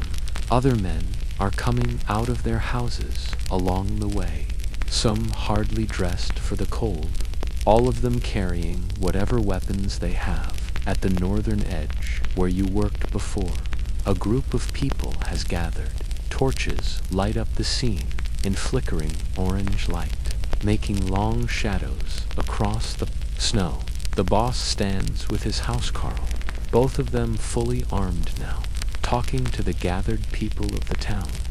They were seen coming from the north. The boss is saying, as you join the group, at least 20 men on foot who are moving very fast through the forest. Danes, someone asks, the word carrying all the terror that years and years of raids on the coast have put into your people.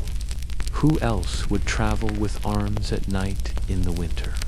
The housecarl says back grimly, they found our weak spot and they want to use it before we are totally ready. Murmurs go through the crowd, fear, anger, giving up.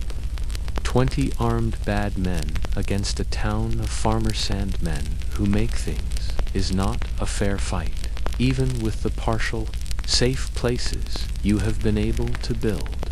What do we do now, my lord? Sarek, the blacksmith, asks, saying the question that is on everyone's mind. The boss's face is very hard in the light of the torch. We will fight. We will protect our homes, our families, our food that is stored. We will make them pay so very much for each step that they decide that easier places to attack are somewhere else. It is a very brave speech, but you notice he does not promise that they will win. In your world, being honest about very bad situations is seen as better than false hope. Those people with bows, take your places along the wall. The boss keeps on giving fast orders. The rest of you get into groups of 5 at each path to get in. Women, children, and the old people should gather in the church, and in my hall, stone. And heavy wood will give better protection than sticks and mud if they are able to break through. Men start to get into groups from these instructions, moving with the serious fastness off, those who know that their lives depend on it. You find that you are grouped with 4 other men at the northeastern path to the town. Egbert is with them, carrying an axe for cutting wood, just like your own. I never thought I would die fighting Danes in the middle of winter. He says in a low voice, you take your places behind the small barricade. I always thought it would be hunger or a fever. That would get me. You do not say anything back. Your attention is fixed on the dark edge of the forced beyond, the cleared area that is around the town. The torches behind you ruin your sight in the night, making it very hard to see into the darkness. But somewhere out there, men are coming closer with destruction on their minds.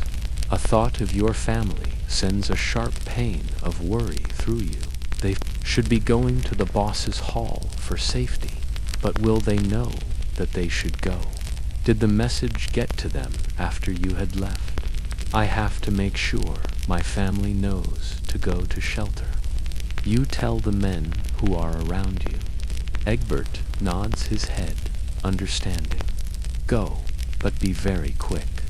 You run back through the town, passing women and children who are already moving toward the hall and the church with bags of their things. The organized way they are moving is impressive. This is not the first time your town has faced danger, and the set ways to act are being followed. When you get to your house, you find your wife already getting the family ready to leave. Important. Things are bundled up in cloths. The youngest child is wrapped in an extra cover. The fire is put out safely. We heard the instructions. Your wife tells you. The man came all the way through. A feeling of relief washes all over you. Good, go. To the hall. Stay close together. To your son. Help your mother. Protect your 2 sisters. He nods his head with a serious look, standing up straighter with the new job at 9 years old. He is already learning that being a man in your world often comes too early, forced by bad times. And what about you? Your wife asks, though she already knows the answer. I have been told to go to the northeast barricade, you tell her, with Egbert and the others. She nods her head, accepting this thing as it is, without any protest in your world. Keeping your home and family safe is just what men do when dangers come. Her job, which is just as important, is making sure the children stay alive, no matter what happens. May God and the people who came before us protect you, she says, in a simple way, touching your facing, a rare show of love in front of others. And you, as well, you say back, remembering what she looks like, in case it is the very last time that you see her. Your children gather around for short goodbyes, the youngest holding on very tightly until your wife softly pulls her away. The eldest trying to be very brave, but with tears that are threatening. Your son with the forced, brave look of a boy who is trying to be a man before it is his time.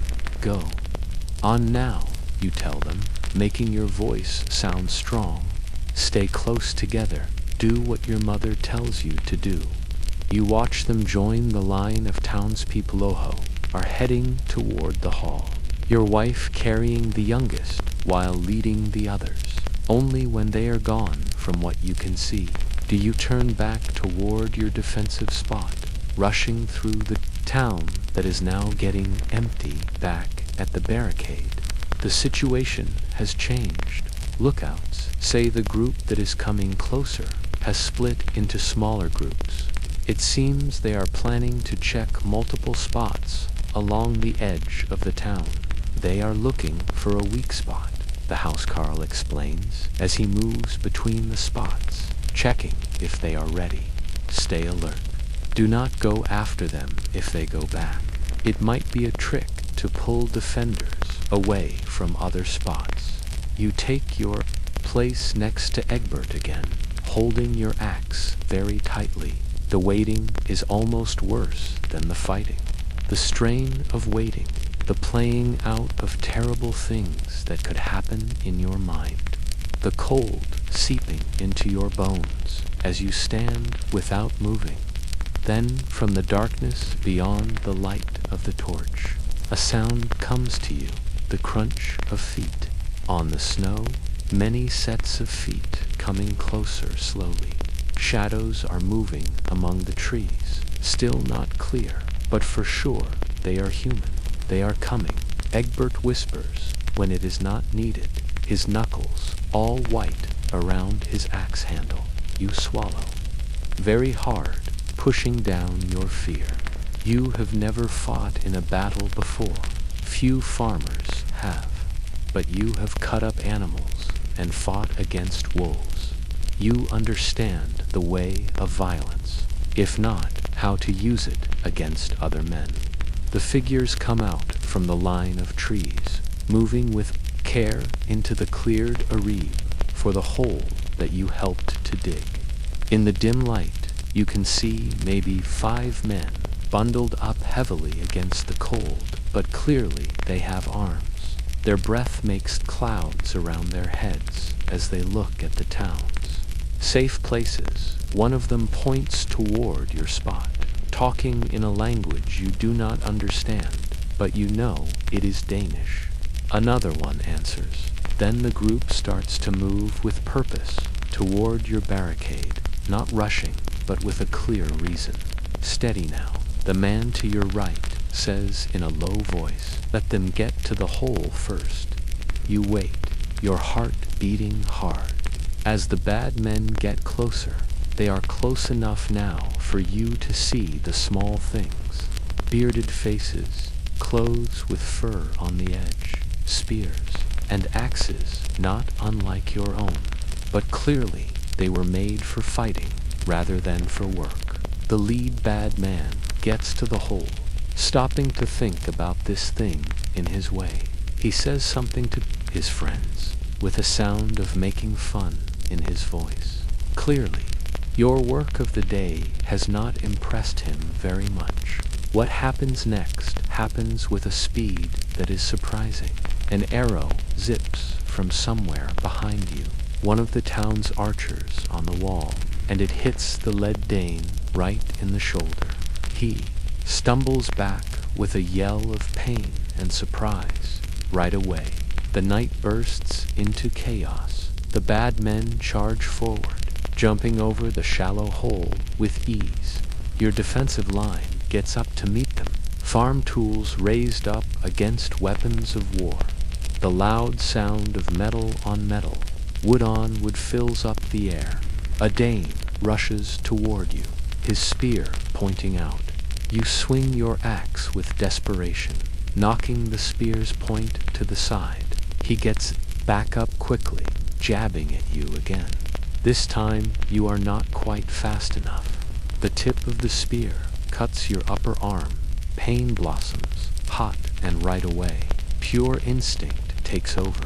You swing your axe in a big circle, feeling it connect with a solid sound. The Dane grunts, stumbling backward. You push forward, swinging again and again, no longer thinking, just acting. All around you, similar fights are happening. Egbert is grappling with a bad man, both of them having lost their weapons in the fight. Another person from the town is lying without moving in the snow, while a Dane holds a wound in his side, trying to get away. The fight is messy. It does not have the organization of a professional war. Farmers against bad men, both sides slowed by the cold and the dark, fighting to stay alive rather than for glory. You find yourself face to face with another Dane. This one is using a sword, a weapon that is much better than your simple axe. He swings it with skill he has practiced, forcing you to go back step by step. Your boot gets caught on something, a friend or an enemy who has fallen, you cannot tell, and you stumble. The Dane sees his chance and he lunges. You raise your axe in a desperate defense, knowing that it will not be enough. But before the sword can come down, an arrow suddenly sticks out from the bad man's neck. He drops to his knees. Then his face falls forward into the snow. You scramble to your feet, nodding thanks to the archer. You cannot see who saved your life. The small fight continues around you, but something is different now.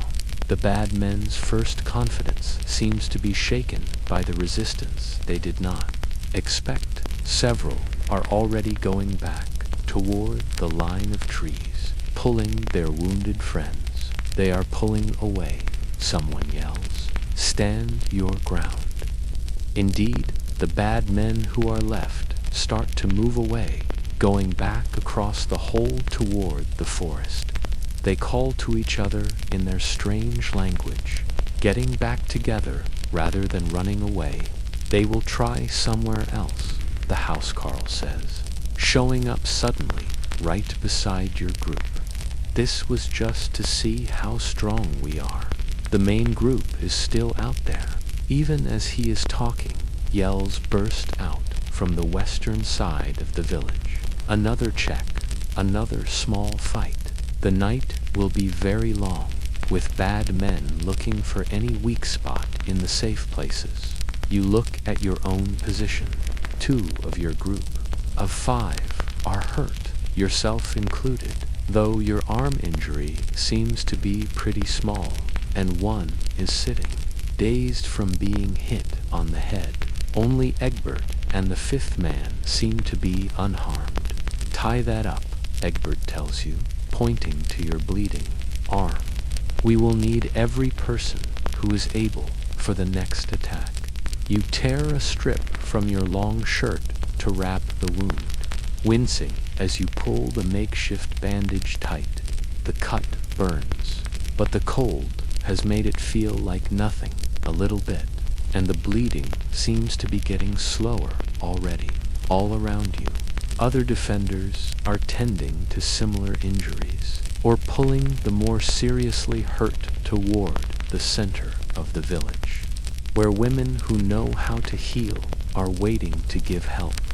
You do not see anyone who is dead among your people yet, but the night is still young, and the bad men have not used all their strength. As you tie your bandage, a boy appears.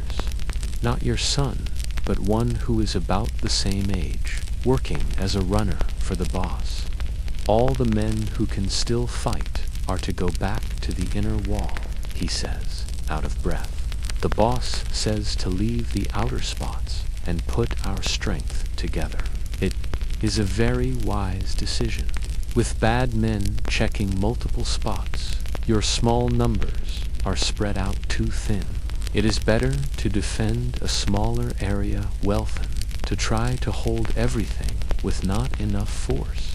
You help the man with the head injury to his feet, and together your group starts to move back toward the center of the village, where a low wooden wall surrounds the most important buildings. The hall, the church, the place where grain is stored as you are moving.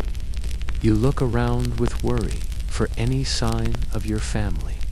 They should be safe inside the hall, but in such a mess, nothing is for sure. The thought of your children being in danger sends new energy through your tired limbs behind you. Torches are being put out at the outer defensive spots. There is no point in marking them for the bad. Men know that they are left behind. The village goes into a deeper darkness, lit only by a few torches that are placed carefully along the inner wall. You take up a new spot along this final defensive line, joining a more gathered force of villagers. Here, women have joined the defense, too. Those without little children or with special skill in using a bow or a spear. In a crisis, your society gets rid of the normal divisions of work. Everyone who is able to fight does. The boss moves among the defenders, giving them encouragement and fixing their positions. When he gets to your section, he stops, noticing your bandaged arm. Are you still able to swing that axe? He asks in a direct way. You nod your head, testing your grip. The wound throbs, but it does not stop you from using it. I can fight. Good. We will need every single able body before the sun comes up. He moves on, continuing his rounds. From beyond the wall, shouts and occasional clashes show that the bad men are finding the now empty outer defenses. Soon they will know that the defenders have moved back, and they will press toward the village center. What happens if they are able to break through? Someone nearby asks, in a nervous way. We go back to the hall and the church, Egbert answers. Stone and heavy wood. We can hold out there for a longer time. And if they break through those two, Egbert has no answer for this. Everyone knows what happens when bad men take a settlement. Death for many, especially those who fight back, and being a slave for those who are seen as valuable enough to take you. Think of your family, sheltered in the hall of your children, facing such a fate, and you grip your axe even tighter. The pain in your arm goes away, replaced by a cold determination. If the bad men get to the hall, they will have to go through you first. Time goes by, intense waiting. The sounds of movement beyond the wall get closer. Then they go away. Then they get closer again. The bad men are studying your defenses, looking for weak spots, perhaps waiting for more of their friends to join them. The cold gets deeper as the night goes on, making it very hard to stay alert. Men stamp their feet and blow on hands that have no feeling, trying to keep their blood moving without making too much noise. No one talks above a whisper now. Sound travels far in the winter night, and any advantage of surprise is very precious. You find that you are thinking of your father, buried just that morning, now missing this latest crisis. Maybe it is better this way. He died peacefully, if it was painful, rather than facing the blades of bad men. And yet, a part of you wishes for his steady presence, his lifetime of knowing, gathered through threats and hard times before. A sudden cry from the western side of the wall snaps you out of these thoughts. They are coming, many of them. All along the defensive line, men and women get ready, raising their weapons. You look into the darkness, trying to see the threat that is coming. For a moment, there is nothing, just the vast blackness beyond the light of the torch. Then they appear, not at just one spot, but all along the edge. Dozens of figures charging out of the darkness, far more than the first probing force. This is the main attack, the full strength of the bad men brought against your final defensive line. The night erupts into chaos one more time, shouting, the clash of weapons, screams of pain and of defiance. Arrows fly from both sides, some of them finding human targets, others disappearing without harm into the darkness. A section of bad men reaches your position, charging the wall with their shields raised. The first wave tries to climb over, while others attack the wooden barrier itself with axes. You strike at hands that are gripping the top of the wall, hearing a cry of pain as your axe connects beside you. Egbert thrusts a spear between the wooden stakes, driving another attacker back. But there are many of them, and they are organized, professional. A part of the wall near you starts to crack. Under many axe blows, if it falls, bad men will pour through the opening. Brace it, someone shouts. Several defenders rush to push against the weakening section from the inside, while others keep on striking at bad men who are trying to climb over. You are caught between these jobs, not sure where you are needed. Most when a voice you know cuts through the noise. Father, your blood freezes. Turning, you see your son running toward you across the open space between the wall and the hall. He is carrying something in his arms, bundles of spears. You realize, being given out to the defenders. Get back, you shout, terror gripping your heart at the sight of him, so close to the danger. He either does not hear you or he ignores you, continuing his dash toward the defensive line. Just as he gets near your position, a section of the wall gives way. With a splintering crash, bad men immediately start to pour through the opening. Time seems to get very slow. You see your son's eyes get wide in shock as Danes burst through the barrier. You see the bad men notice he is there, a small figure in danger, directly in their path. You see a spear being raised, aimed. You move without any conscious thought, leaving your position, sprinting toward your son. A Dane steps into your path. Your axe swings in a desperate arc, connecting with a terrible force. The man falls. You leap over him, still running. Down, you scream at your son.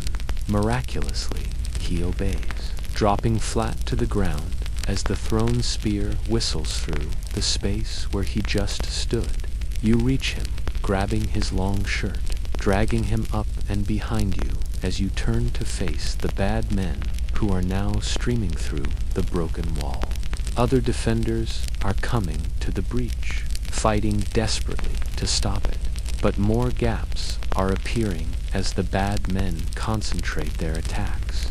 Run, you tell your son, pushing him toward the hall. Now this time he obeys, scrambling away as you face the bad men who are coming closer. You know you cannot stop them by yourself. but maybe you can buy a few seconds for your son to get to safety. A bad man charges at you, his sword raised. You block it with your axe, the impact sending shockwaves up your arm that is hurt. Another one appears at his side, then another one.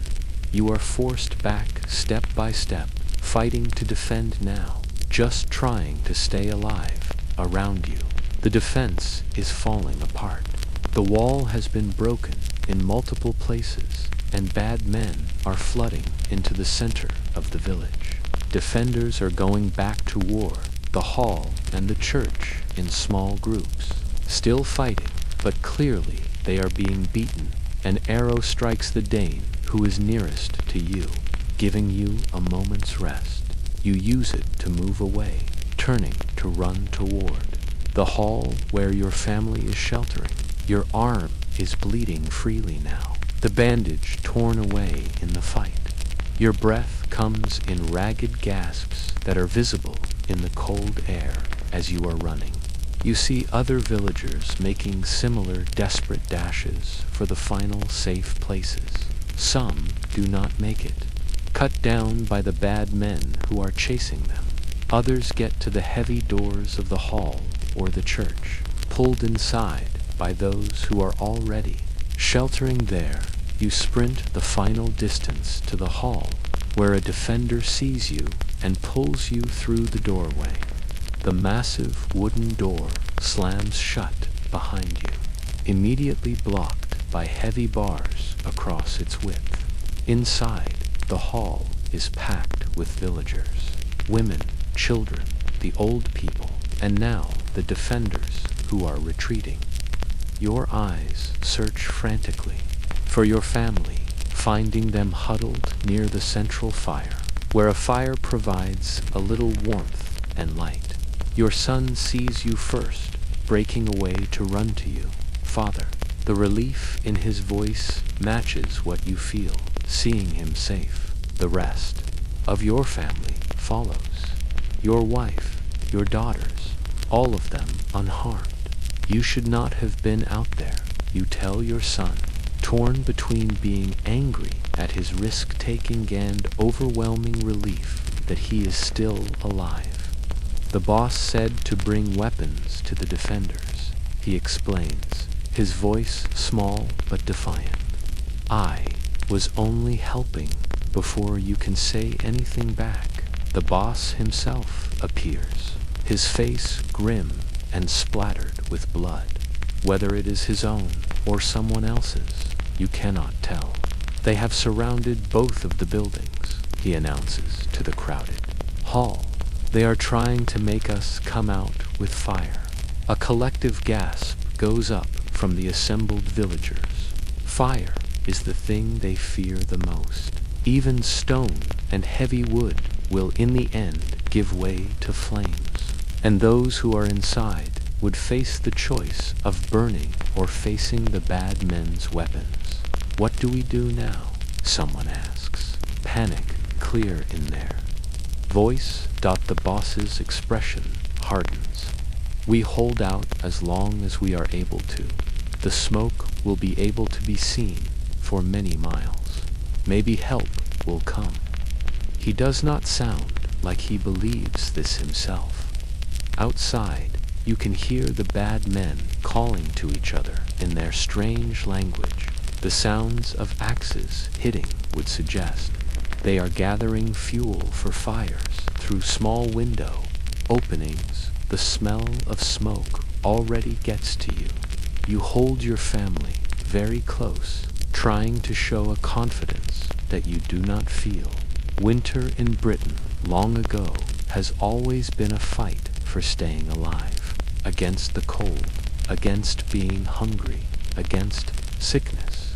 But now, as smoke starts to seep in under the doorin through tiny gaps in the hall's construction, you face its most immediate threat, violence.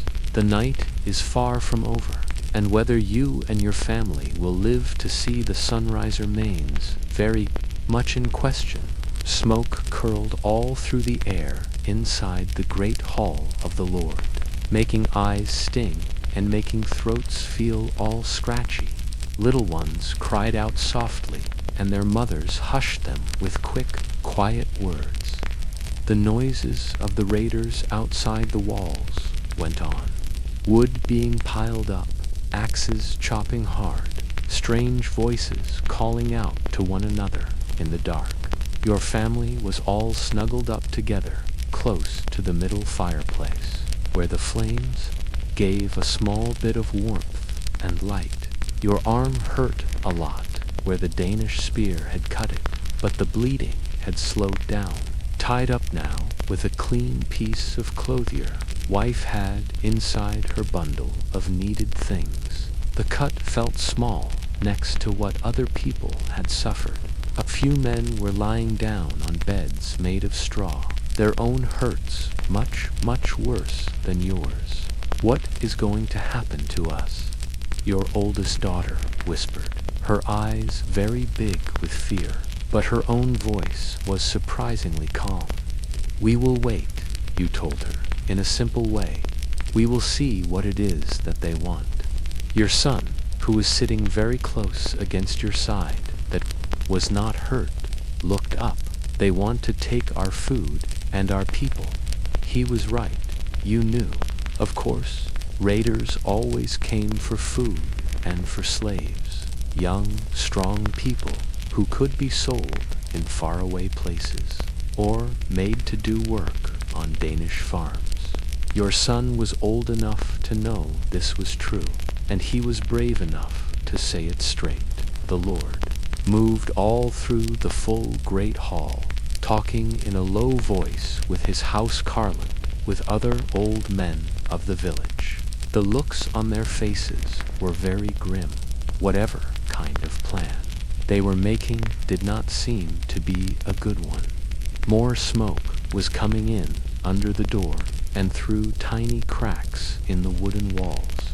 Outside, you could now hear the crackling sound of flames. They had set fires all along the outside of the great hall.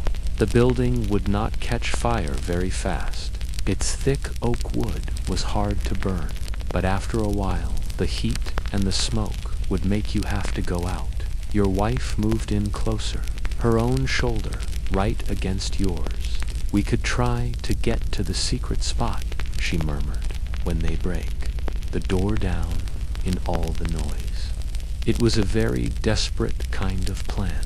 The secret place in the big woods, the old badger den made bigger over many years as a safe place for bad times, might give you safety for a little while if you were able to get there without being seen.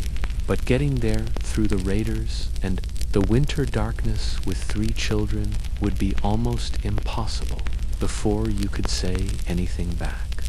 A brand new sound cut through the tense quiet. A horn was blown, long and very clear, coming from somewhere far beyond the village. Then another. One was blown, and it was answered by a third one. The raiders' voices outside changed their sound. Alarm was there instead of confidence. The sounds of fighting started up again, but now they were coming from the edges of the village, not right outside the hall. The Lord walked to the middle of the room, raising up his voice so he could be hard over. The growing loud noise, the furred, the king's own men have arrived. A small wave of hope went all through the crowded villagers. The Anglo-Saxon furred, the king's big army of free men who were called to help, was supposed to be many days away, busy, keeping the bigger towns safe. Them coming when they were not expected felt like a real miracle. Stay right inside, the Lord commanded, as some of the men started to move toward the barred door. Let them clear out all the raiders first. The sounds of the battle outside got much louder. Shouts, the clashing of weapons, the loud sound of hooves as warriors on horseback joined the fight. The smoke kept on coming in, but no new fires seemed to be getting lit against the walls of the hall. Your youngest daughter started to cough. her little body shaking with how hard she was trying. Your wife wrapped her up even more tightly in a blanket and held her very close, covering up her mouth and her nose to help filter the smoky air. Minutes felt like they were hours as you waited, listening to the battle slowly move away from the hall and all through the village. The raiders were being pushed far back, running away from a force that was stronger. At last, a loud banging came on the door. "Open up in the king's own name." The Lord nodded his head to his men, who carefully took away the heavy bars. The door swung wide open, letting in a big gust of freezing air that, for a moment, cleared away all the smoke. A warrior was standing framed in the big doorway, dressed in mail, his sword bloody. His shield had the king's special picture on it. "The village is now safe," he announced. "The Danish dogs are running into the forest." A weak cheer went up from the gathered villagers. Relief was stronger than being tired and being scared. People started to move outside, needing fresh air very badly. Even though it was so cold, you helped your family get up, holding up your wife as she carried your youngest together. You joined the line of people who were leaving the smoky hall into the winter night. Outside, the scene was one of controlled mess. Kings, warriors, men who were properly armed and armored for fighting, moved very fast through the village, making areas safe and taking care of their own wounded men. Among them were faces you knew. Men from the towns near Buo had answered the fired's call for help. The raiders were for sure gone, leaving behind their dead men and some who were wounded too badly to run away. These men were sitting or lying down with a guard, their futures not sure, but without a doubt very grim. Your family stood all huddled up together, your breath making clouds in the cold air, not sure what you should do next. The sunrise was still hours away, and the night's temperature was still dropping. The hall was too full of smoke to go back into right away, and you did not know if your own home was safe. A king's thane came up to your village's lord, holding his arms in a greeting. "We rode here as soon as we had heard," he said. "A boy who watches sheep saw them coming gand. He ran to bring us the news. We were already together at Wulfhere's big house, getting ready to march to the east.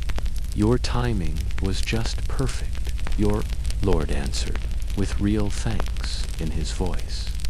"Another hour, and they would have smoked all of us out."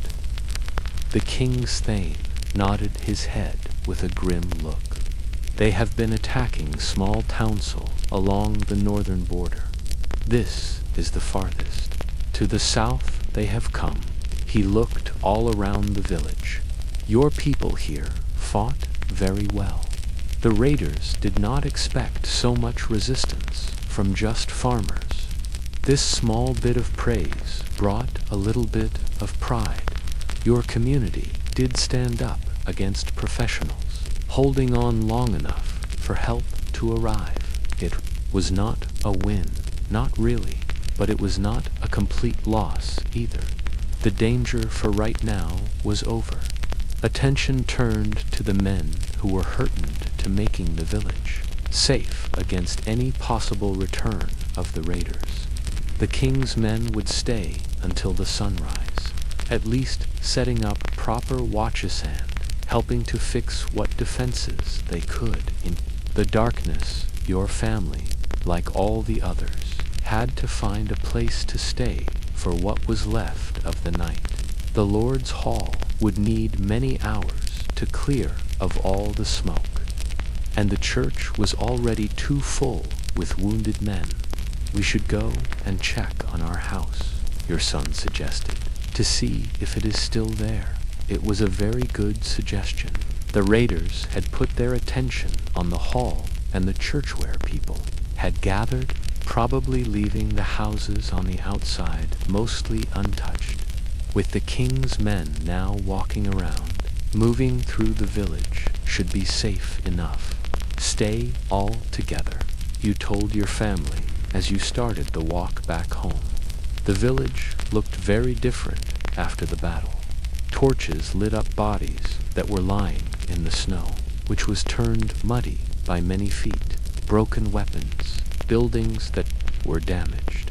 The clean white land of the morning was now scarred and dirty, marking the violent coming into your winter world as you got close to your home. A feeling of relief washed all over you. It looked like it was all in one piece, with no signs of being burned or broken into.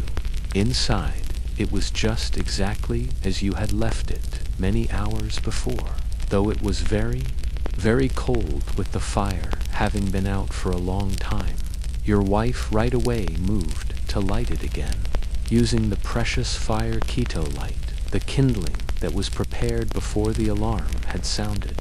Your oldest daughter helped her younger siblings take off their outer clothes that were damp with snow, while you checked the safety of the house, the door, the window coverings, the small storage area where your food that was left was kept. Everything looks like it has not been touched, you reported, coming back to the main room where the fire was catching, with small flames starting to push back the darkness. We were very lucky, your wife said in a quiet voice, feeding the growing fire with careful precision. Enough fuel to make the warmth that was needed, but not being wasteful, even after facing the raiders.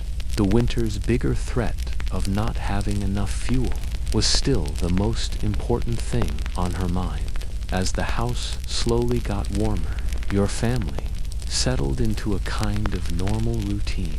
Your wife heated up some water to clean your wound in the right way. Your children unrolled their sleeping blankets close to the fire. The familiar actions felt very comforting after the chaos of the battle, and the running away, a knock on the door, brought tension right away.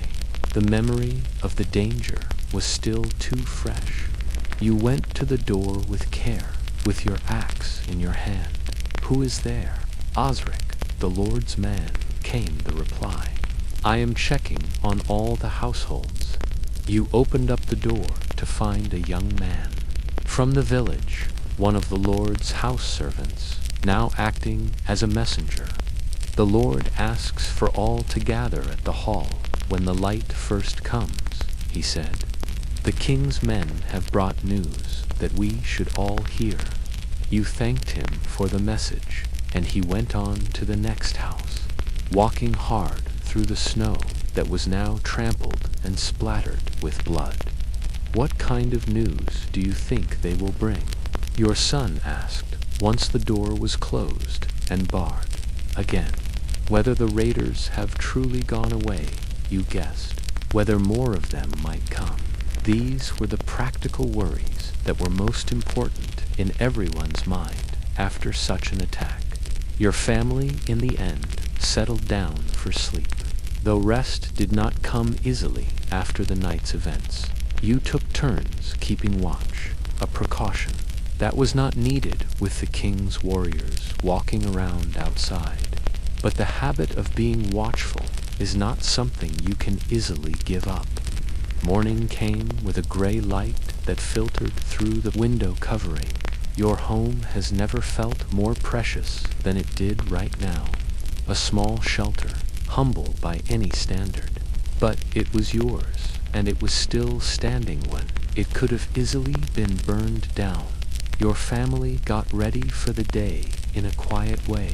The normal morning routine, rekindling the fire, preparing simple food, getting dressed, took on a new importance, nearly losing everything.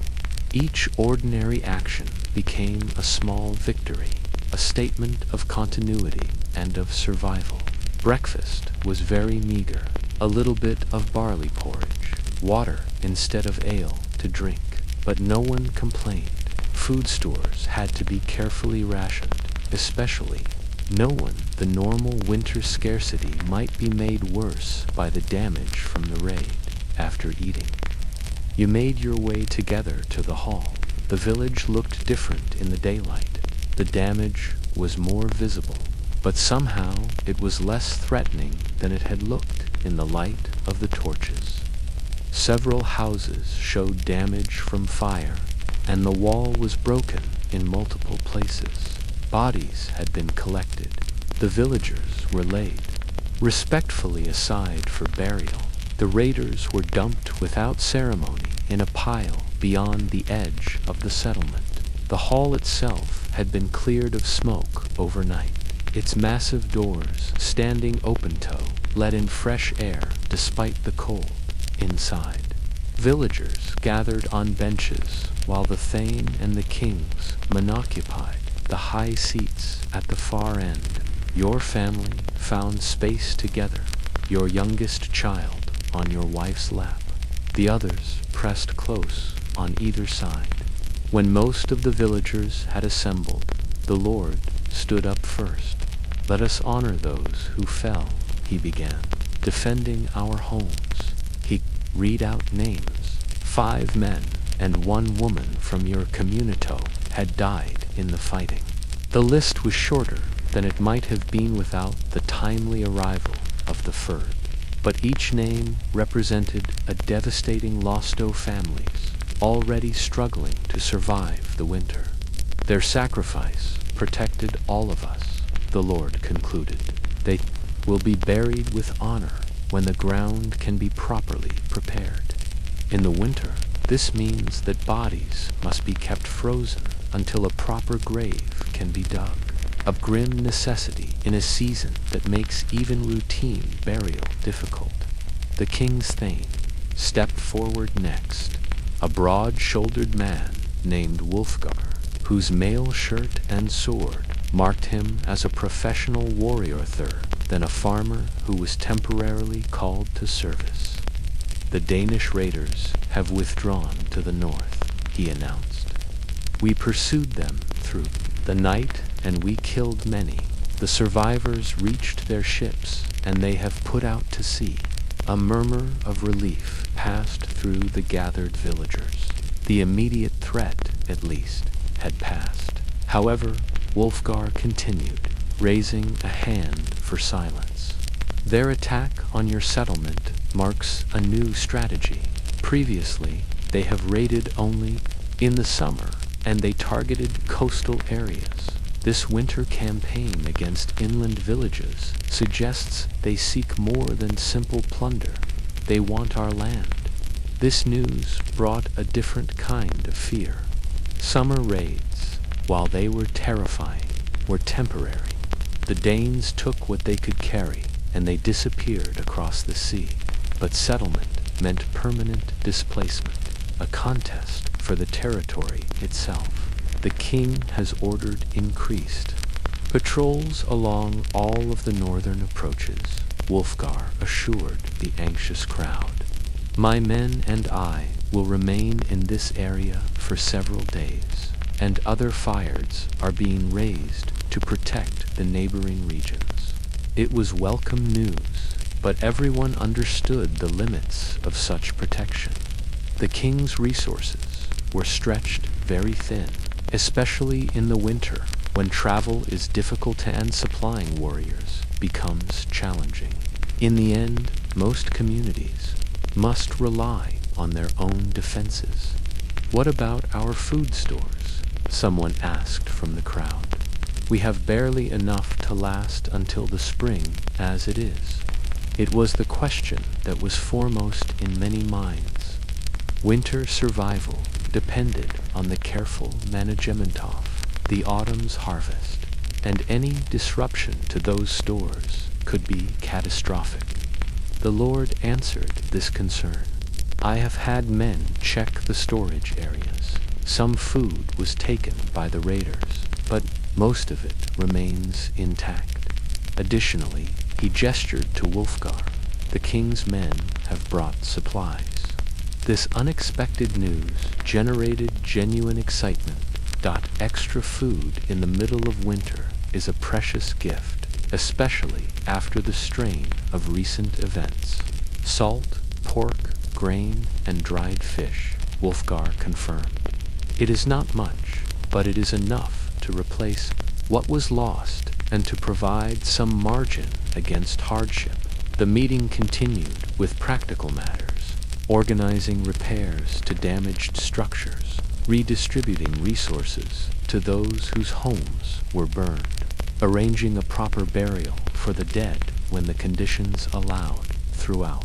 There was a sense of community solidarity that was strengthened by the shared danger and survival. When the formal gathering ended, people broke into smaller groups, sharing their experiences of the raid and offering mutual support.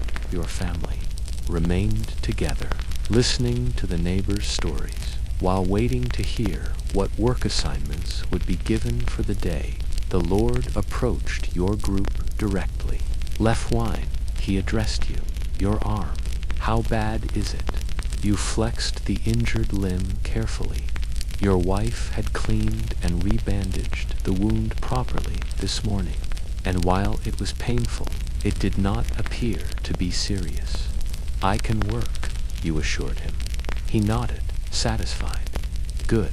We need men to repair the western section of the palisade first.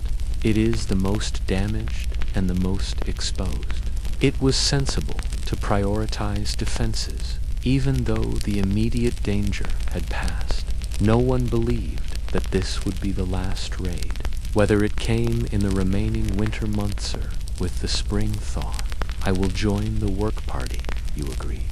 Your son, you stay with your mother and your sisters today. Help out at home. He looked disappointed, but he did not argue. After his adventure during the raid, delivering weapons to defenders and nearly being killed for his efforts, he had perhaps understood the difference between heroic imagination and dangerous reality. The day unfolded in a blur of necessary work, while you joined other able-bodied men in repairing the defensive structures. Your wife and children returned, keeping the fire maintained at an optimal efficiency. The king's men assisted with the repairs. Their trained strength and martial skills were surprisingly adaptable to peacetime construction. They worked alongside the villagers, sharing techniques they had learned from fortifying other settlements against similar threats. During a brief midday break, Wulfgar himself joined your work group, accepting a modest portion of bread and salt. Pork with thanks. He was curious about your community, asking questions about local resources, typical weather patterns, and defensive capabilities. Your village fought very well, he commented between bites. Better than some larger settlements that have more men. We had little choice. You responded simply. Everything we have was right behind us. He nodded, understanding. That is often the difference. Men who are defending their homes fight harder than those who can just flee. He studied the palisade repairs. These stakes, they are set at an outward angle. Yes, you explained. It makes them harder to climb over an old technique that my father taught me. Your father was a warrior. You shook your head. A farmer, but he remembered the raids from his own youth. Some lessons will stay with you. Wulfgar seemed impressed by this practical wisdom that was passed through the generations. It was a reminder that while professional warriors like him possessed formal training, farming communities held their own kind of knowledge, survival skills that were centuries of hardship and threat. Work continued until the fading light made it impractical. The palisade repairs were not complete, but they had progressed enough to provide basic security. The remaining tasks would continue on tomorrow. You returned home weary, your injured arm throbbing from the day's labor. The house was welcomingly warm after the bitter cold outside. The smell of cooking food, a simple pottage of barley and vegetables with a small amount of precious pork, filled the small space. Your family greeted you eagerly. Home was damaged in the raid, and who now stayed with relatives? Your eldest daughter had helped organize the food distribution from the king's supplies, ensuring that every household received a fair share. Even the youngest children had contributed, gathering scattered firewood within the village boundaries, helping to card wool for future spinning. This ordinary domestic scene, a family sharing their day's activities around the fire, felt extraordinarily precious after nearly losing everything. The simple fact of being together in your own home, with food, cooking, and the fire burning, transcended the humble reality of your existence. After eating, your son helped to reband your wound. His small fingers were surprisingly gentle as he applied the herbal poultice your wife had prepared. "Does it hurt very much?" he asked, with genuine concern in his voice. "It is healing," you told him, which was not quite an answer, but it satisfied him nonetheless. The evening deepened around your family's quiet activities. Your wife spun wool using a simple drop spindle, the repetitive motion almost hypnotic in the firelight, a useful skill for everything from fishing to construction. There was little talk of the raid now, as if speaking of the danger might somehow invite its return. Instead, the conversation turned to tomorrow's tasks, to spring planting plans, to stories and small domestic concerns. It was a deliberate focusing on the future and on normalcy, a psychological strategy as important to survival as physical preparation. A knock at the door interrupted this peaceful scene. Again, there was a moment of tension before you called out, "Who is there?" "Egbert," came the familiar voice of your neighbor with some news. You opened the door to admit him, noting the fresh bandage around his head, a wound from the fighting that you had not noticed earlier. He stamped the snow from his boots and moved gratefully toward the fire. "The king's men are setting watches all through the night," he informed you, after accepting a cup of warm water, a simple but welcome offering in the winter cold. 4 men at each of the village approaches, 2 of theirs and 2 of ours. It was reassuring to know that proper vigilance would be maintained, though few expected the raiders to return so soon after being driven off. Still, winter nights are long and dark, with many hours for fear to grow if left unfed by facts. "They are asking for volunteers from each household," Egbert continued. 2-hour shifts all through the night. You nodded, UNSURPRISED. Even with the king's men present, the village must contribute to its own defense. "Which watch do they want me for?" "The middle of the night," Egbert replied, "from when the moon reaches its height until 2 hours after." He glanced at your bandaged arm. "If you are able." "I am able," you confirmed. The wound was painful, but not debilitating, and watch duty required vigilance more than physical strength. After Egbert left, your wife looked at you with concern. "You should rest that arm of yours. It is only standing." "Watch," you reassured her. "It is better than rebuilding the Palisades." She did not argue any further, knowing the necessity of contributing to the community's defense. Instead, she suggested, "Sleep now, then I will wake you up when it is time." It was sensible advice. You settled onto the sleeping platform, your body grateful for the chance to rest. Despite your mind's continued alertness, the events of the past day swirled all through your thoughts. The burial of your father, the meeting, the raid, the desperate defense, the timely rescue, so much condensed into a single winter day and a night. Sleep came despite these active thoughts, your body's exhaustion overriding any mental stimulation. Your last conscious awareness was of your family moving quietly around the house, their presence a comfort that followed you right into your dreams. Your wife woke you what seemed like just moments later, though the fire's reduced state suggested that hours had passed. "It is now time," she said softly, helping you to rise without disturbing the children now asleep on the platform outside. The night was clear and bitterly cold, with stars brilliant in the black sky. The moon hung high, illuminating the snow-covered village with a pale light hat, created sharp shadows behind every single structure. You made your way to the north approach, the direction from which the raiders had originally come. There you found one of the king's warriors, already standing watch, his mail shirt gleaming dully in the moonlight. Beside him was Wulfric, the old man with the bad joints, who nevertheless had volunteered despite his age and infirmity.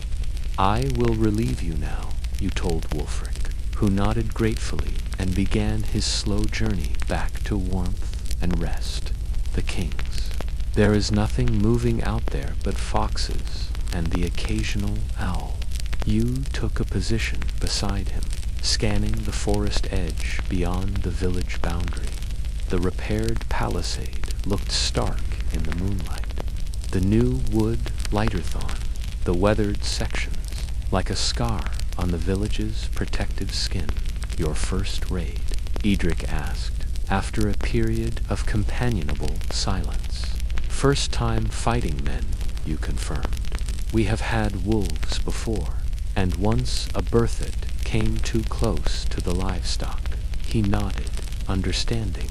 "It is different, is it not? Beasts want food or territory.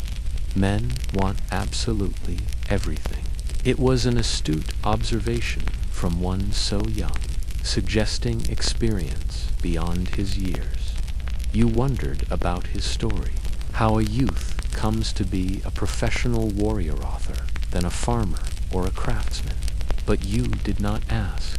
In your world, such paths are often determined by necessity rather than by choice. The watch passed slowly, marked by periodic circuits around the village perimeter and a stamping of feet to maintain circulation in the intense cold. Conversation was minimal, partly to conserve warmth, partly to maintain a listening awareness of the surrounding darkness. Your mind drifted to your family, who were sleeping safely in your intact home. How different this night might have been without the timely arrival of the Ferd. Would you have escaped with them to the forest hiding place? Would you have been taken as slaves? Would you have died fighting at the hall's threshold? The possibilities were too grim to dwell upon, yet they were too real to dismiss entirely. Near the end of your watch, a sound from the forest edge brought instant alertness. You and Edric both tensed, your hands moving to your weapons. A moment later, a deer stepped delicately from the tree line, its breath clouding in the moonlight as it paused to test the air. The sight of the animal brought a complex mix of emotions: relief that it was not a returning raider, hunger at the thought of fresh meat in the winter, appreciation for the graceful creature's survival in such harsh conditions before either of you could decide whether to attempt a kill. The deer detected your presence and bounded away, disappearing into the darkness. It is a good sign, Edric commented. A deer would not come close if raiders were about. It was folk wisdom rather than military strategy, but it contained a truth. Nonetheless, animals often sense human presence, especially groups of armed men, well before humans can detect each other. When your replacement arrived, another villager accompanied by a different king's man, you felt both relief at returning to warmth and a curious reluctance to abandon your protective role. The responsibility of watchstanding, of guarding sleeping families, created its own kind of purpose and pride. You trudged back through the silent village, noting how peaceful it appeared under the moonlight and the fresh snow. The damage from the raid was softened by the darkness and the winter's blanket. Broken sections were hidden. Blood-stained snow was covered by fresh powder. The harsh reality was temporarily veiled. At home, you entered quietly, careful not to wake your sleeping family. The fire had burned low, but not out, providing just enough light to navigate the small space. You added a few small pieces of wood, coaxing the flames back to provide the minimum necessary warmth without any wasteful burning. Your wife stirred as you joined her, and the children on the sleeping platform, shifting to make space while remaining mostly asleep. The children did not wake at all.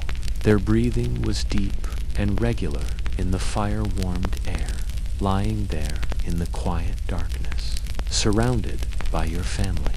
You felt a profound gratitude that transcended the difficult realities of your existence. Winter in dark, age Britain remained brutal. Cold, hunger, and threat were constant companions. But tonight, in this moment, you had warmth, food, and safety. Your family was whole. Your home stood. The community had survived. It was enough. It was more than enough. Sleep reclaimed you as the fire settled into a steady burning, its light creating dancing shadows on the walls of your small home outside. The winter night continued its slow journey toward the dawn, the stars wheeling overhead, the bitter cold intensifying as the darkest hours arrived. But inside, wrapped in shared warmth and the simple security of survival, you rested. Tomorrow would bring more work, defense repairs, food management, the constant battle against the winter itself. The Danish threat had not disappeared entirely, merely withdrawn for a little while. The spring remained distant, with many harsh weeks between now and its arrival. But tonight's sleep came easily, untroubled by immediate fear, and in Dark Age Britain, such peaceful rest is perhaps the truest measure of success, a small victory against the season that kills more surely than any human enemy. The days right after, the raid settled down into a new kind of rhythm, different from the normal winter way of things, but with its own pattern of what was needed. The king's men stayed in the village. Them being there was both a good feeling and a little bit of a bother. They needed to be fed from the food that was already stretched thin, though they gave their own food tow helped make up for this. The morning after your night watch, you woke up to find your arm was stiff and hurt a lot. The wound was a little bit warm when you touched it. Your wife looked at it with a frown, her eyes that had seen a lot recognizing the early signs that it might be getting sick. "We have to clean it one more time," she said, already getting her bundle of plants for medicine, "and I will make a different kind of paste." You let her do what she needed to without complaining, knowing that even small wounds can become deadly. If a sickness takes hold, she washed the cut very, very well with water that was heated over the fire. Then she put on a mix of plants that were ground into a paste. Some you knew as having been traded from travelers who brought them from far away places. The sharp, clean smell cut through the normal, smoky air of your home. "Keep it dry for today," she told you as she wrapped the bandage again. "No heavy work if you can stay away from it." It was very good advice, though it was hard to follow when there was so much repair work that was needed. Still, you promised that you would be careful. In your world, a wound that gets sick and goes to poison your blood is pretty much a reason you will die. No surgeries or special medicines exist to save you. Stopping it from happening is the only medicine that really works. Outside, the village was already busy, even though it was the early part of the day. The king's men had put the work parties together more efficiently than the Lord alone could have done. Their experience in the army translated well to helping in a civilian emergency. Groups were focused on certain jobs: palisade repairs, fixing houses for those whose homes were hurt, clearing and burying the dead raiders outside the village boundary. You were assigned to a team that was counting food, lighter work that worked with your hurt arm. Together with a few other villagers, you checked each family's food that was left, putting this information together into a full understanding of the community's food situation. It was delicate work that needed both tact and honesty in equal measure. No one wanted to show exactly how much they had, yet everyone understood the need for correct information for winter survival. The news was both better and worse than they had thought.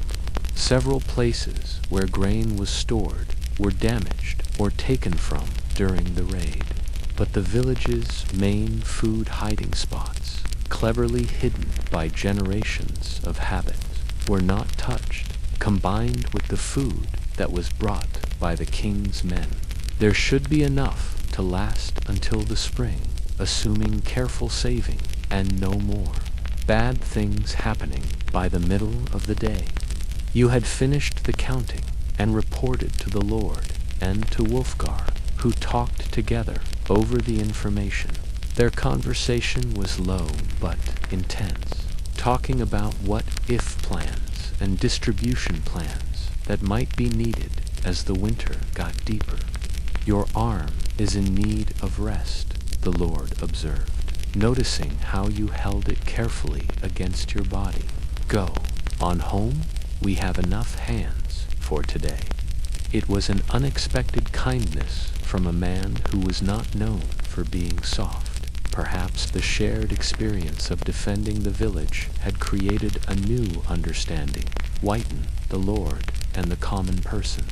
Or perhaps he simply recognized the practical value of letting injuries heal in the right way, rather than getting worse from being used too much. Either way, you accepted the dismissal with thanks, and you made your way home through the busy village. Children ran past, seemingly having recovered from the terror of the raid, which was now a part of their games.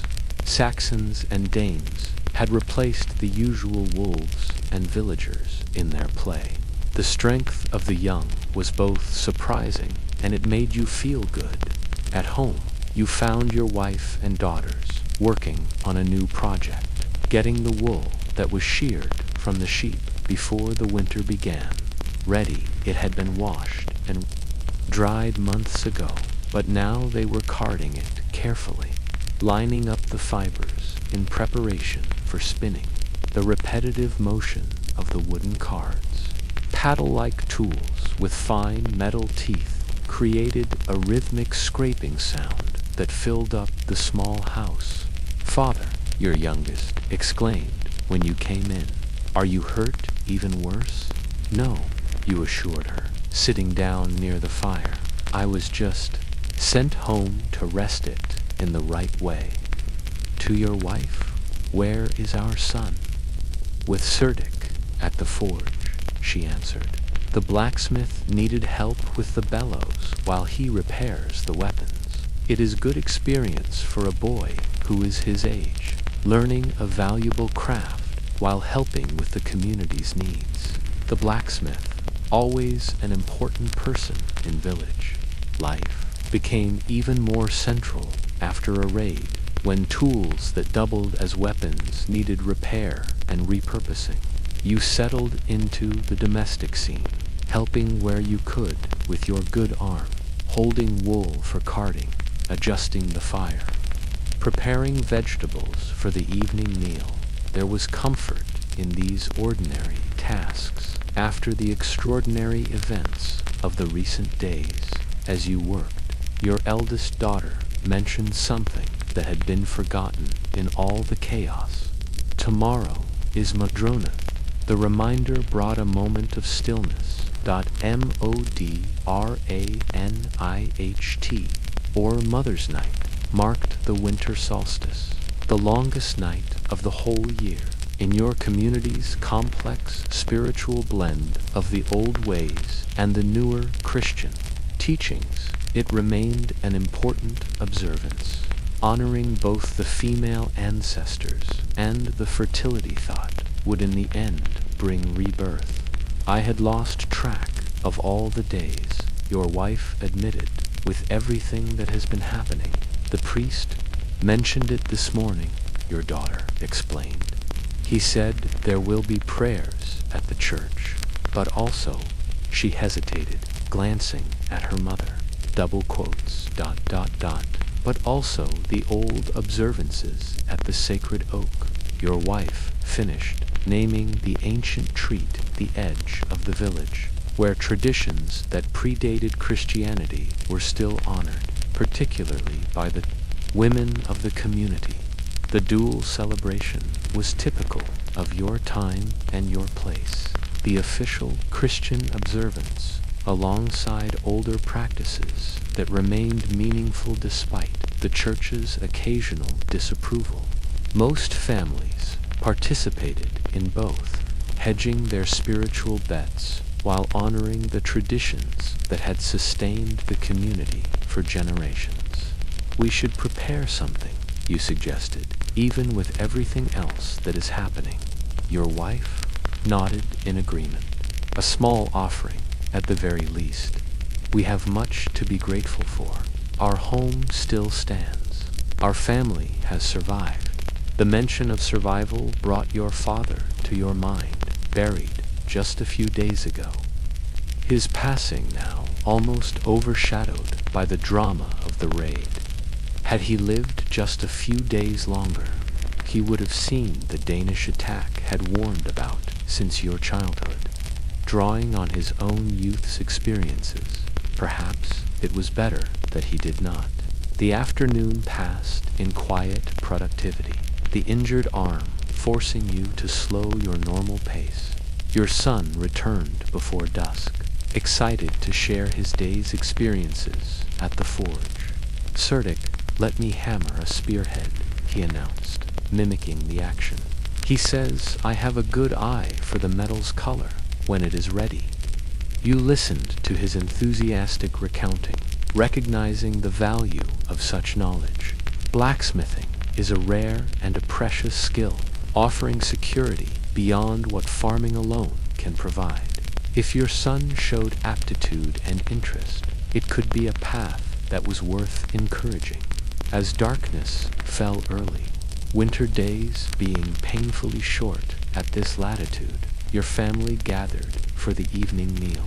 The food was simple, but it was adequate. Barley, pottage, enriched with a small portion of salt pork and wild onions, plus a treat of honey drizzled on a piece of bread for each person, a small luxury in preparation for tomorrow's solstice observance. After eating, you checked your wound again. The herbal poultice seemed to be working.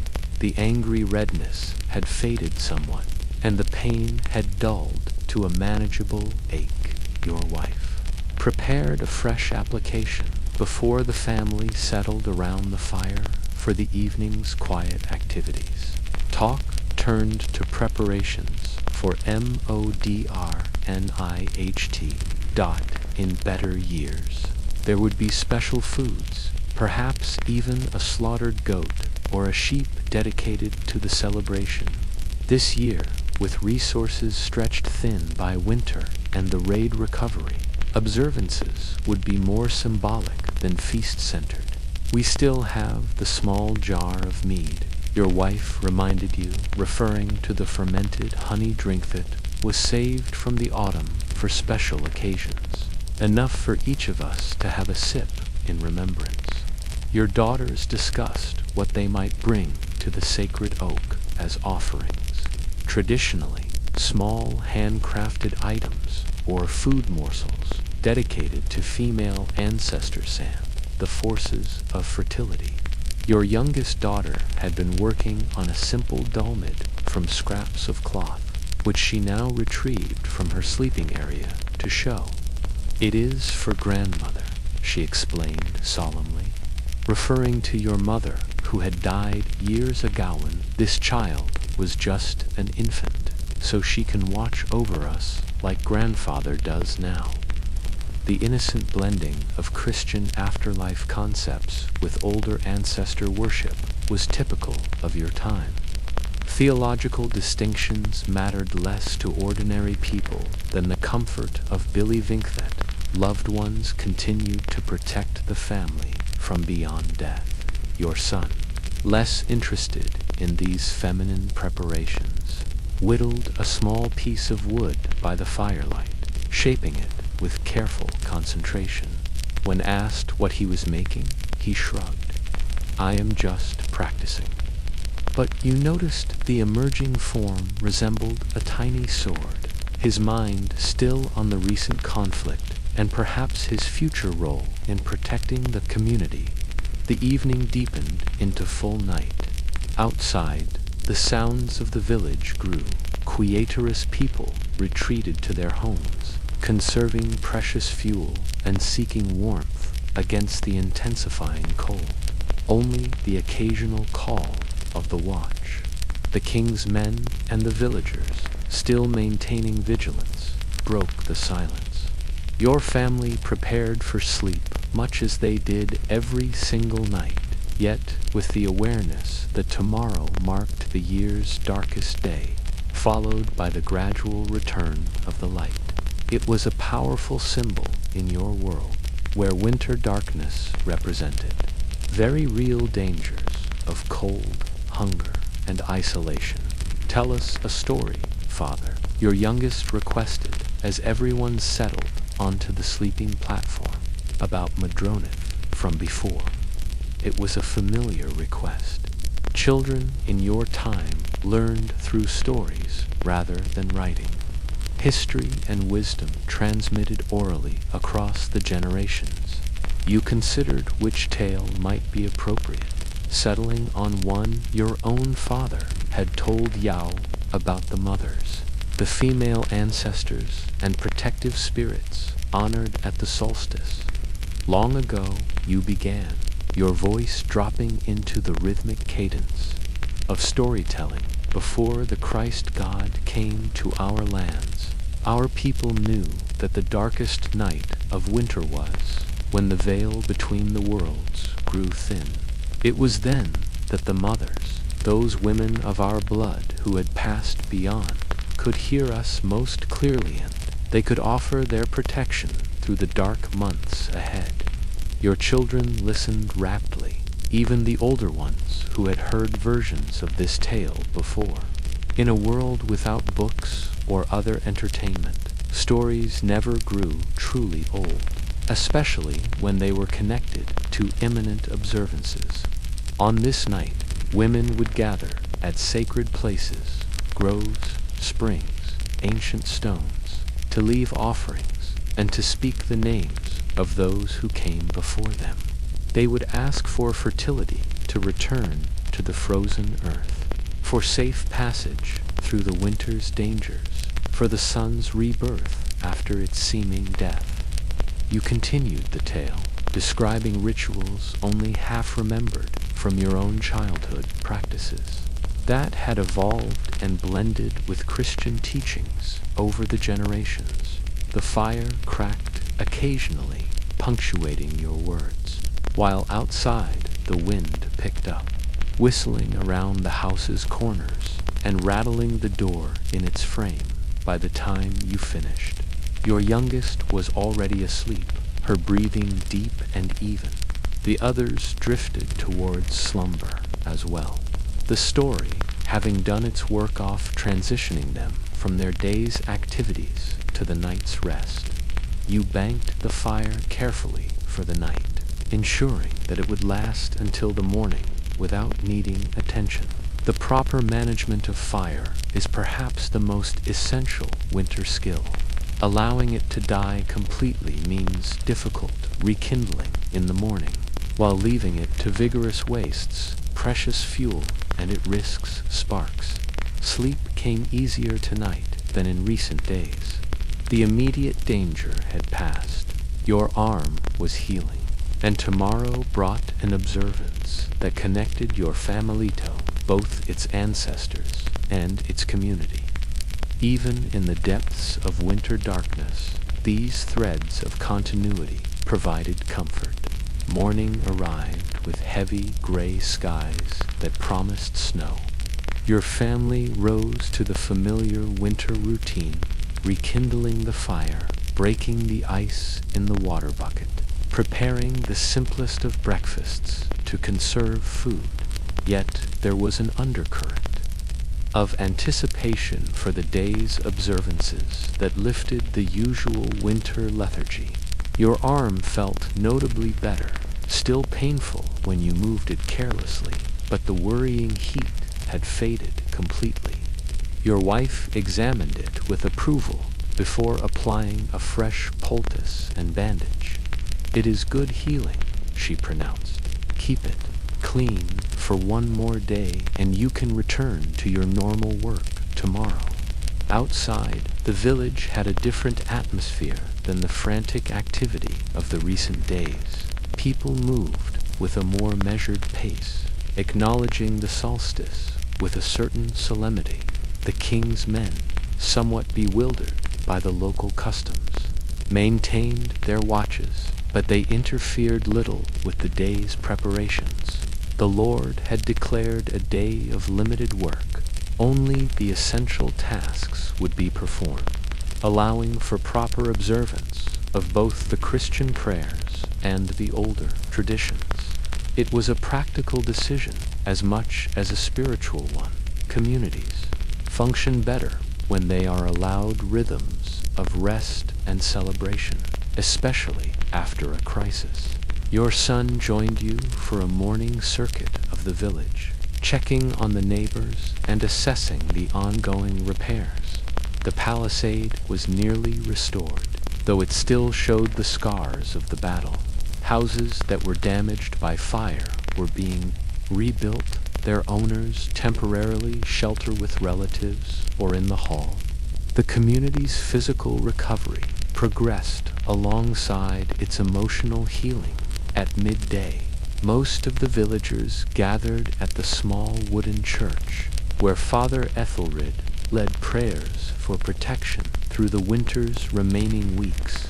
The service blended formal Latin liturgy with practical appeals in the common tongue, acknowledging both the spiritual and the material needs. The priest himself, a practical man, made no mention of the evening's planned gathering, got the sacred oak, though he surely knew of it after church. The community shared what can only generously be called a feast, each family contributing what little they could spare to create. A modest communal meal.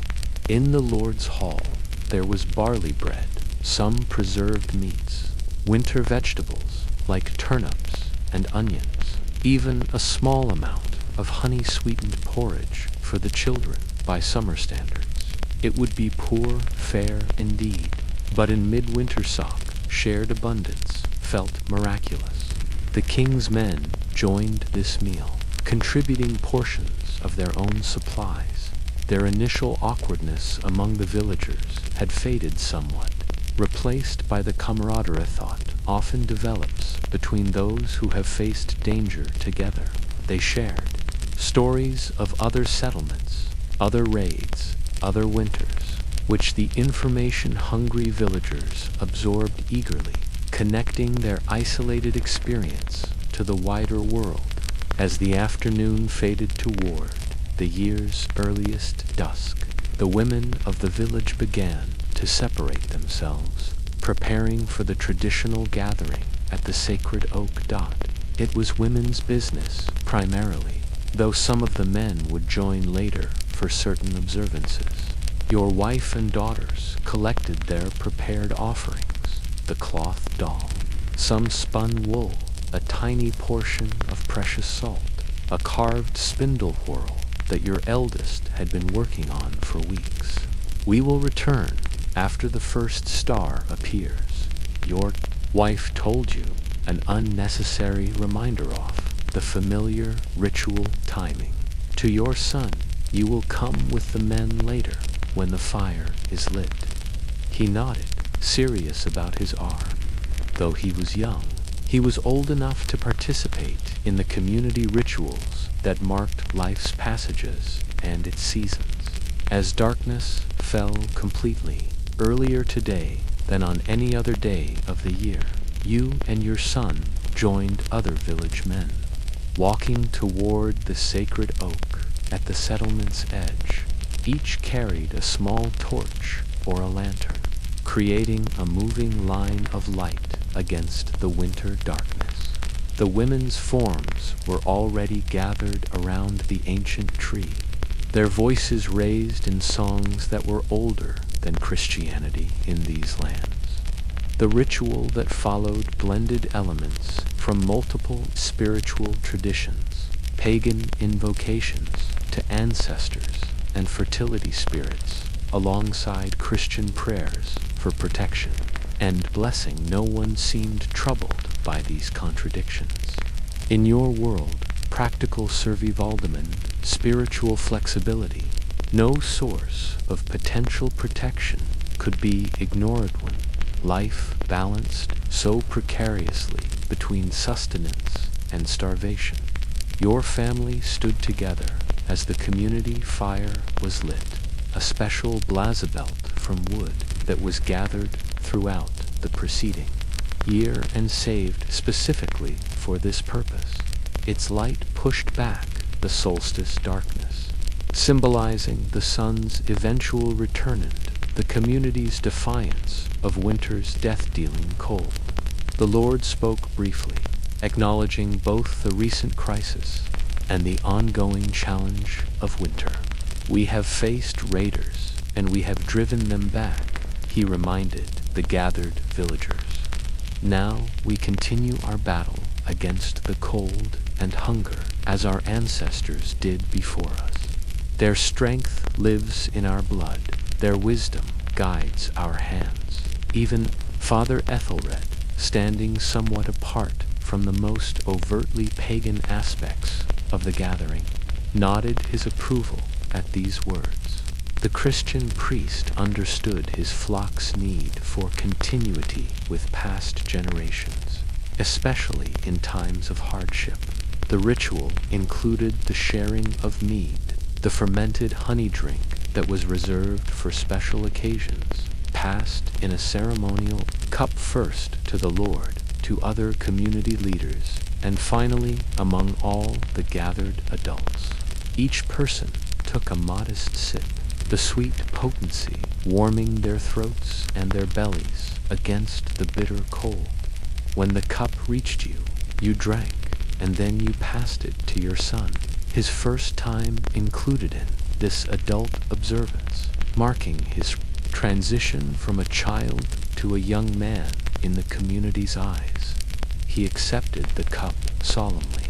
He took the smallest of sips, and he passed it onward with careful dignity. The remaining ritual elements unfolded in a familiar sequence. Offerings were placed at the oak's massive roots, The names of ancestors were spoken aloud in remembrance, traditional songs, whose lyrics blended the old gods and the new faith in a pragmatic harmony. Children who were too young to fully participate watched with wide eyes, absorbing the community's customs just as you had done at their age. Eventually, the formal observances concluded, though the solstice fire would burn through the night, tended by volunteers in shifts.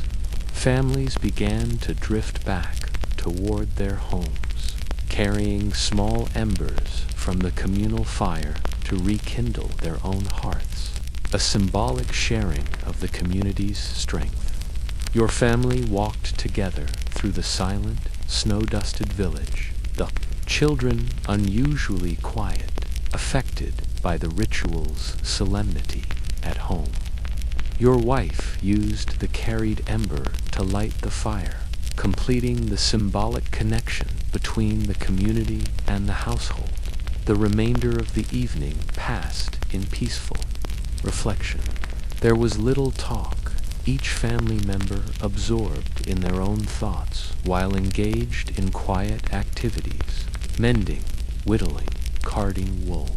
The ritual had provided a pause in the winter's relentless struggle, a moment to consider the larger patterns of life and death, of darkness and of light before sleep. Your family gathered close to the fire for a final Modronith observance, speaking the names of female ancestors, particularly those who had passed recently. Your children recited grandmothers, great-grandmothers, aunts they had known or only heard about in stories. Each name connected your family to its past, and by extension, to its future. The continuing line that stretches beyond any individual life as you settled onto the sleeping platform, arranged as always with the children between, the adults for maximum warmth. You found yourself reflecting on the winter's double nature in your world. It brought hardship that was almost beyond endurance, cold that killed, hunger that weakened, darkness that depressed the spirits. Yet it also forced community coherence, cooperation, and careful planning that the summer's abundance might allow to lapse. Your son shifted beside you, already half asleep. "Father," he murmured, "when the spring comes, will the raiders return?" The question hung in the darkness, impossible to answer with any certainty. Perhaps you replied honestly, "But we will be ready, and we will be stronger for what we have learned." He seemed satisfied with this response, his breathing soon deepening into sleep, one by one. Your family members drifted off, wrapped in shared warmth against the solstice night, the year's longest darkness before the gradual return of the light. Your own thoughts continued for a while longer, reviewing recent events and future possibilities. The raid had changed your community in subtle ways beyond the physical damage. There was greater vigilance now, but there was also greater cohesion. The successful defense, however narrow, had boosted their confidence.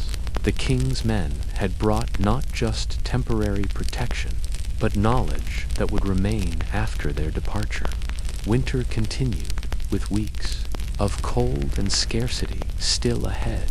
Food stores had to be carefully managed. Fuel had to be conserved. Health had to be maintained against the season's many threats. Your father's absence left a gap in the family's knowledge, and Labrathat must be compensated for. Your arm, though it was healing, reminded you of mortality's constant proximity. Yet, as sleep finally approached, your predominant feeling was not fear, but a qualified kind of hope. Your family surrounded you, alive and whole. Your home stood secure. The community had faced a crisis, and it had survived. The winter solstice marked the point after which the daylight, however gradually, begins to increase. In Dark Age Britain, such modest victories constituted a real success, not the elimination of hardship, which is impossible, but the development of resilience to endure it. Each winter that was survived became part of the community's wisdom, strengthening future generations. Similar challenges, your consciousness began to fade. The familiar sounds of your sleeping family creating a peaceful backdrop to your approaching dreams outside. The solstice night reached its midpoint, the darkness as complete as it would ever be, yet already containing the promise of the returning light. And so the winter continues in your small corner of a world that is emerging from its darkest age, difficult, dangerous, demanding everything from those who would survive it, yet also punctuated by moments of beauty, community, and primitive comfort that made the struggle worthwhile. As you drifted into sleep, one final thought surfaced, that perhaps someday your descendants will live in a world where winter brings inconvenience rather than mortal peril, where homes are warm regardless of the outside temperature, where food remains plentiful through all of the seasons, where raiders are historical curiosicious rather than immediate threats. It seemed impossible, yet the world had changed before. The Romans had come and they had gone. Christianity had replaced the older gods. Knowledge is lost and it is found again. Perhaps a future exists where the brutal reality of a dark age, winter becomes simply a story that is told for entertainment. Exotic, distant, fascinating, precisely because it no longer threatens. Such thoughts dissolved as sleep claimed you completely, your body relaxing ginto, the simple animal comfort of warmth, and family on the year's longest night. Tomorrow would bring its own challenges, more repairs, continued vigilance, the endless work of winter survival. But for now, rest came easily, carrying you away from consciousness into dreams of spring's eventual, inevitable return.